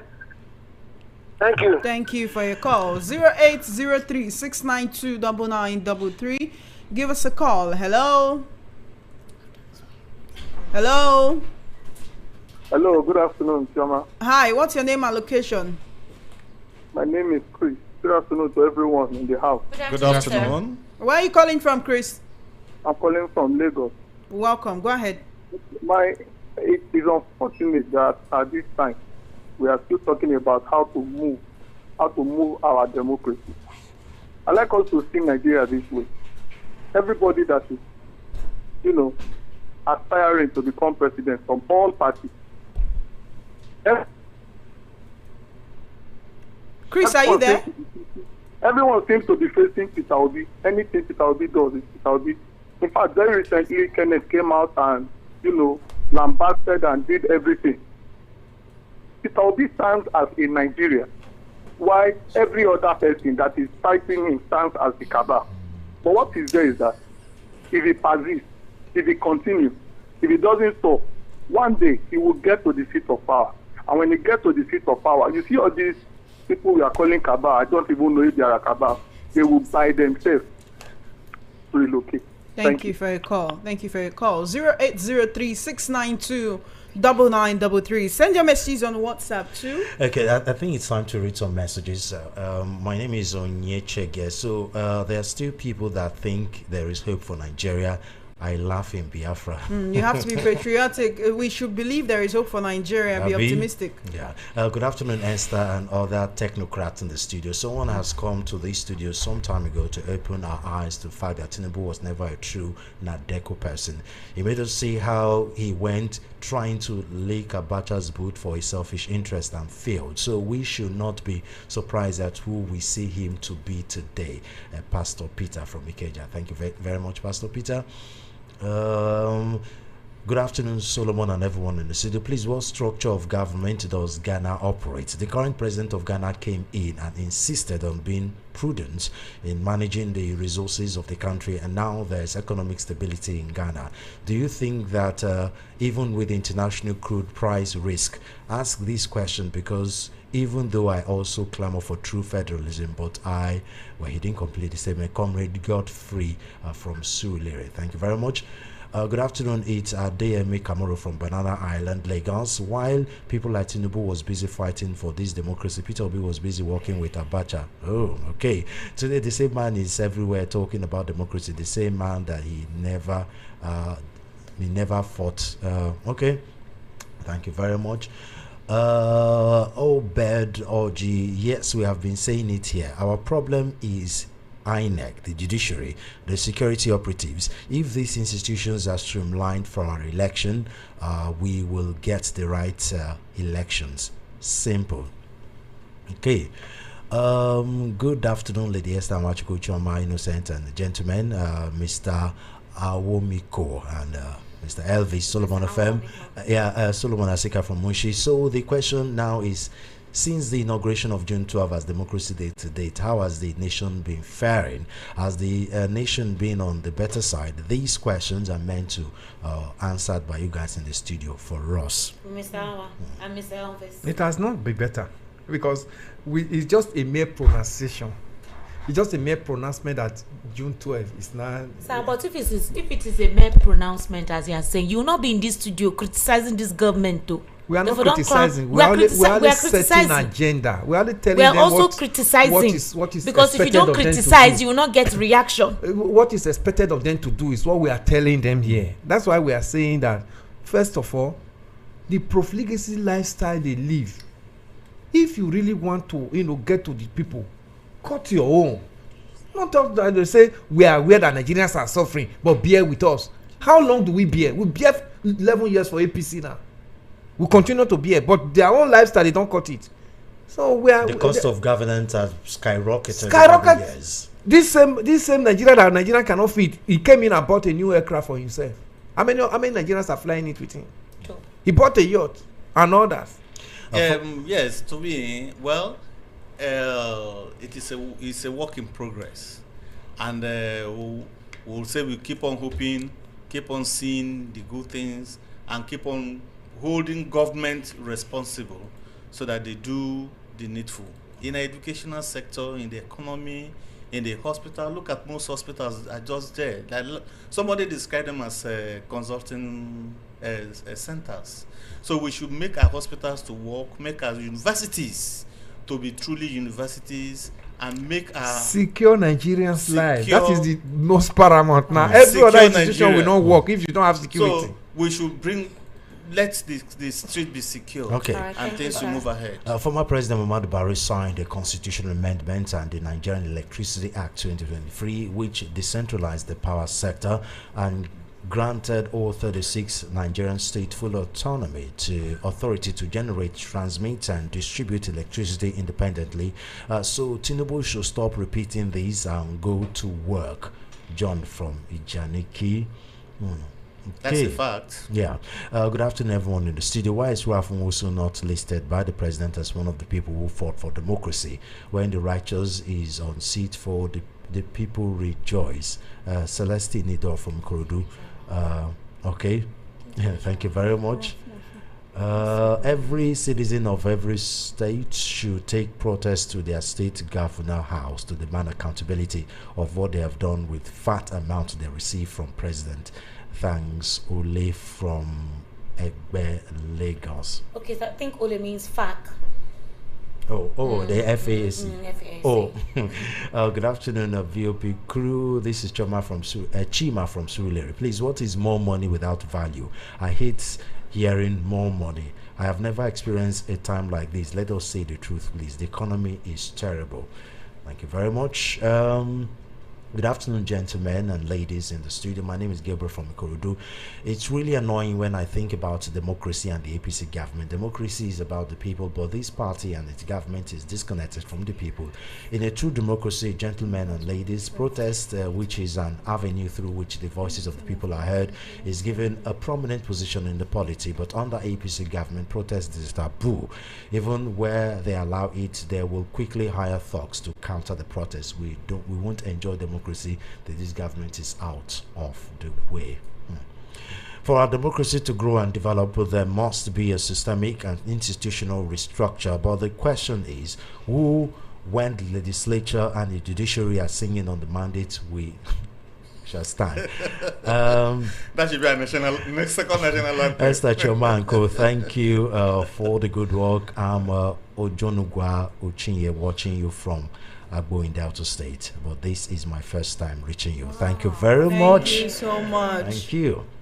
Good day, house. As we celebrate Democracy Day today, I wish you truly have real democracy in Nigeria. Sheikot from Itire. Thank you very much, Sheikot. Hello, Chioma and others. Happy Crazy Day, not democracy. What you people are supposed to be talking about is to strengthen the electoral system so the voting will be electronic, the way it has been done in other countries. With all these, the people on power will sit up and our vote will count. Solomon from Abuliadu.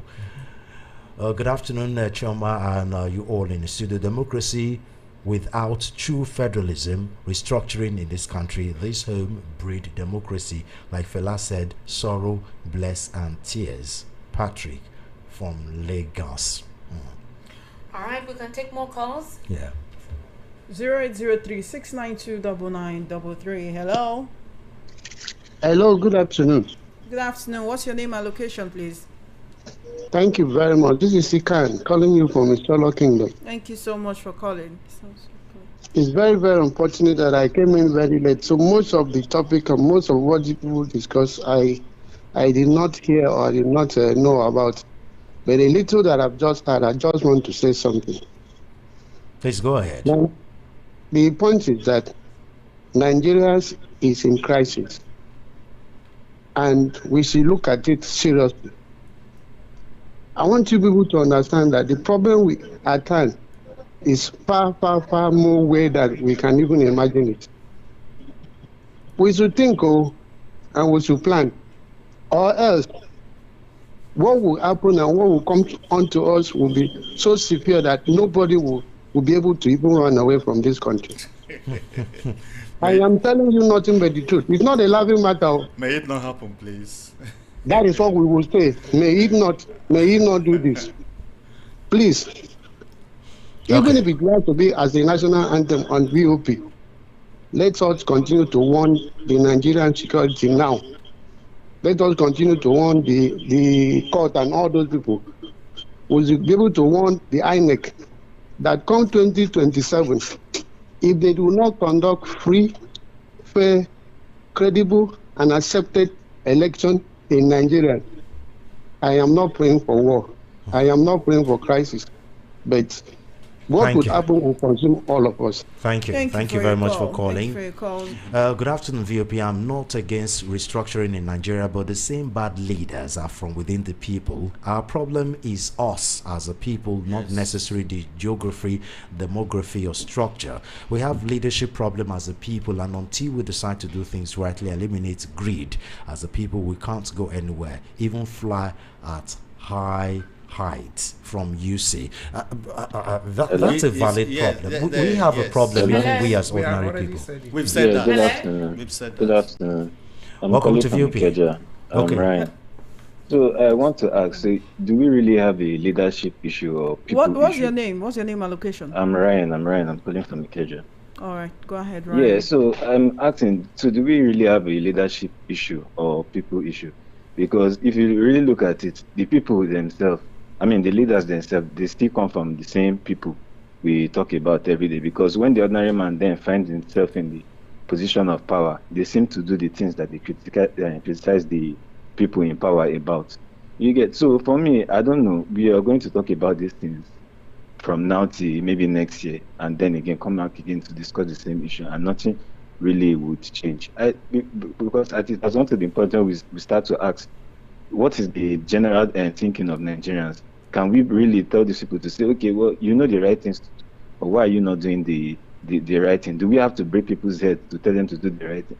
So it's a very difficult situation. I think maybe the IQ of we Africans or Nigerians should really be questioned, because we do not think like normal people at all. We do not, and no matter the amount of talk you bring, the amount of training you bring, the sensitization you bring, it still would not change anything. We are just a different breed of people who are not willing to change, and we are never going to change. I'm just going to be like that. Okay, thank you. I don't totally agree with him. Okay.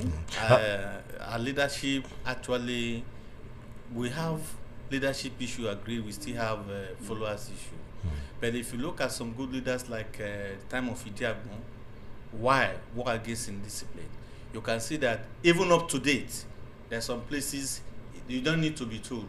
They'll be on queue to enter vehicles. It's the mentality of the people Then, at that time. Isn't this a chicken and egg argument there? Because it's interwoven. It's a woven. Now you look at the likes of there's no consistency.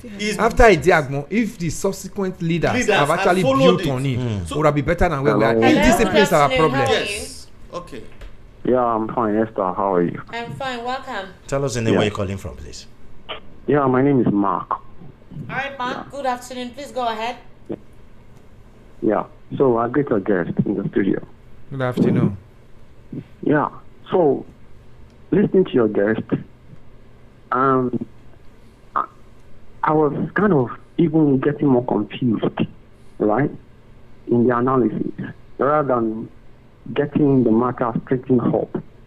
Because I can't understand how your guest would compare a military administration of Buhari with a democratic institution. That aside.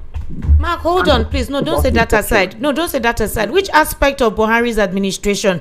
Are you talking of the Idiagbon days? Comparing the PTF, the Petroleum Trust Fund. Yes. Under yeah. Under Abacha. Sonia Abacha was a military dictator, wasn't he? Mark, I'm trying to. You're saying that you're wondering why they are correlating it or making a comparison. Did you understand the context where they use that example? But the subsidy right now, why would you compare PTF under Sonia Abacha? Sonia Abacha was a dictator. He didn't need him. He didn't Mark, need you're not government. getting it. There It's was like no that you did not government. follow the conversation from the beginning. The context they use that even during the military administration, they were able to utilize the profit of our mineral resource, which is oil. Yes. And that was where Petroleum Trust Fund came. At least there was something to show that the people could have direct benefit.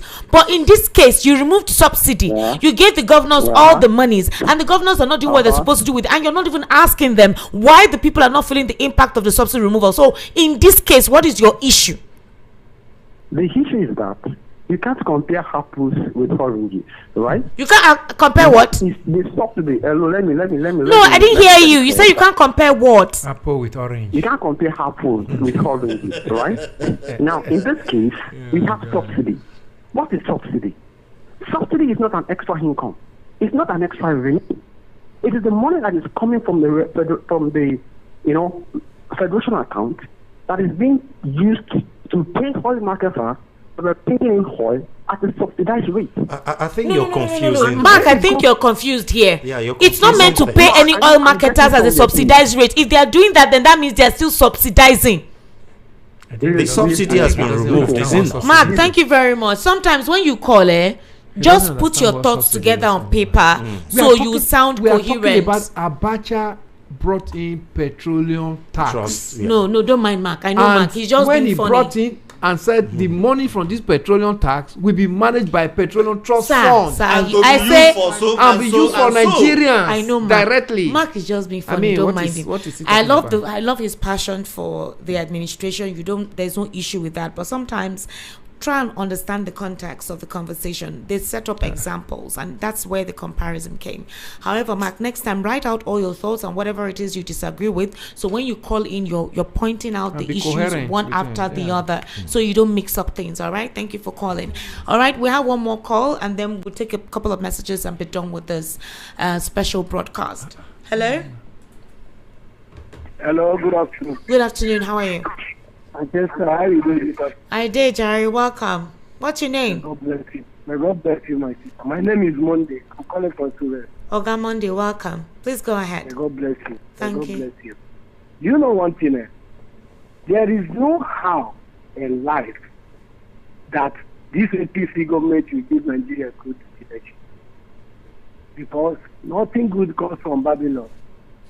Still take it and run away with it. How will it work? It can never work. Because I just pray to God. By special grace of God, things will be okay. God. Okay, earlier today I wrote a little piece about the government and the people, how there's really no much difference, and the only thing that's different them is their current position. Would have sent it, but then okay. Tay, thank you very much. Tay, good afternoon. My name is Tofa Chris. According to what Mr. President said, I believe in Nigeria 100%. Please, I also have questions for Mr. President. Did he believe in Nigeria too? And we see other countries that the president believe in their country, how they govern their status well. I come in peace, aka Akati Chris. Okay, thank you very much. Greetings to everyone in the studio, especially my Essam brother. My name is Vincent from Australia. This is my first time of reaching out to you all. Thank you very much. Thank you. I believe what if we do not tackle corruption in Nigeria, it will eventually consume us all. For Nigeria to truly change, we must first experience a renewal of the mind. Without a change in our mindset, we cannot transform our society. I only hope that the average black man is not cursed. Thank you. If Nigeria could have had independence as Somalia and Somaliland, to me, everyone could have had his way to exit. But as it stands, we pray for good leadership. Aruna, thank you very much. Aruna, good afternoon, everyone in the studio. I am on my knees begging. I want you to bring H. Oh, I want you to bring Mr. Peter B to this studio. We want you to come and tell Lagosians what NDC planned to do about voter apathy that is going to be more serious in 2027. Gabriel is my name. Thank you very much, Gabriel. Oh, this is long, but I'll try to cut it short. Good afternoon, ladies and gentlemen in the studio. Taiwo from Ijigbo You are doing a great job. Thank you very much. I want to disagree with one of the analysts who put every one of Nigeria's problem on the system of government being practiced in Nigeria. The system of government we are practicing is not really our problem, but the mindset of our leaders. If our leaders are the type who are patriotic and willing to serve the people with the level of resources we have, we won't be in this mess. Thank you very much. Good afternoon, VOP. I'm so happy hearing Ikan voice again on VOP. Remain Peter Omonse and Chief Alloy. These are the old callers since the time of Precious and Lady P. Amobi from 7 and 8. Thank you very much, Amobi. Thumbs up VOP for assembling these great men. This station is already on the good side of history and certainly will be remembered when this roaring sea is behind us. Again, thumbs up, Esther, Chioma, and Solomon. We love you all. Sam Okwa Poet from Dokwemo, Lagos. Thank you very much. Okay. Good afternoon, Chioma and Esther and the esteemed guests. Though today is Democracy Day, there is nothing to celebrate about democracy. The issue about Nigeria is corruption and at high and low. Please, it has eaten deep into the fabric of society. Mention the institution. Always been positive. I love that. We're just 20. Always been positive. I love that. We're just 27 years in democracy thingy. If you compare Nigeria to US, you see we are that not even comparing Nigeria to they are not even you comparable. compare Nigeria to Ghana here that withdrew some time ago. Somebody asked you what system or structure of governance does Ghana operate? Yes. What system is that? Is it the same system we do here? Or They also have province, just like we have states. They call it a province. So it's the same template. Yes, so leadership is actually leadership and it's showing greed. Yes. So that is why we all need to work together. The leadership and the leaders, the leadership and the followers should work. We should hold the leadership accountable, because when you hold them accountable, they'll be able to know, hey, there are people. Are we even mentally strong enough to even hold them accountable? There was a time it happened during the Ali Mongo. But we held the military accountable. The military now handed over. 9 months, Abdul Salam handed over. Thank you, Mr. Elvis Elimihele, Mr. Awa Omiko. God bless you. Thank you so much for coming in. Solomon Ofem, Chioma Innocent. Quite a beautiful conversation we had here and the special program. Thank you guys so much for the deep research, for the agenda setting platform and the conversations we've had to set the agenda. We critiqued, we also reviewed, and at the same time we gave recommendations. So thank you, Chioma, Solomon Ofem, for today. We will be doing something similar to this, but on a bigger platform by October 1, by the grace of God, when we're able to get some certain things, in tune. We intend to do this where we will physically see you. You guys will be present with us, and the conversation will be you guys having that conversation with us. Nigeria must be better. Nigeria needs to be great, and that's why we keep on talking. Until then, it's bye for now. Thank you very much for joining us on the June 12th Special Democracy Day broadcast. It's been an amazing and insightful conversation. Remember that Nigeria is you and you are Nigeria. So keep doing the best you can to make the country move forward. Don't give up on Nigeria, please. Well, we've said everything. It's bye-bye. It's time for us to go. I don't tire. Fun house time with MC Chooks and Dr. Walkie Talkie comes up shortly. Stay tuned. Nigeria, we hail thee.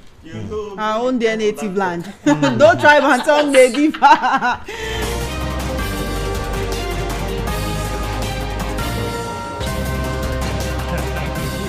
Time with MC Chooks and Dr. Walkie Talkie. Please comes up note, shortly. Stay tuned. the views and opinions expressed on this program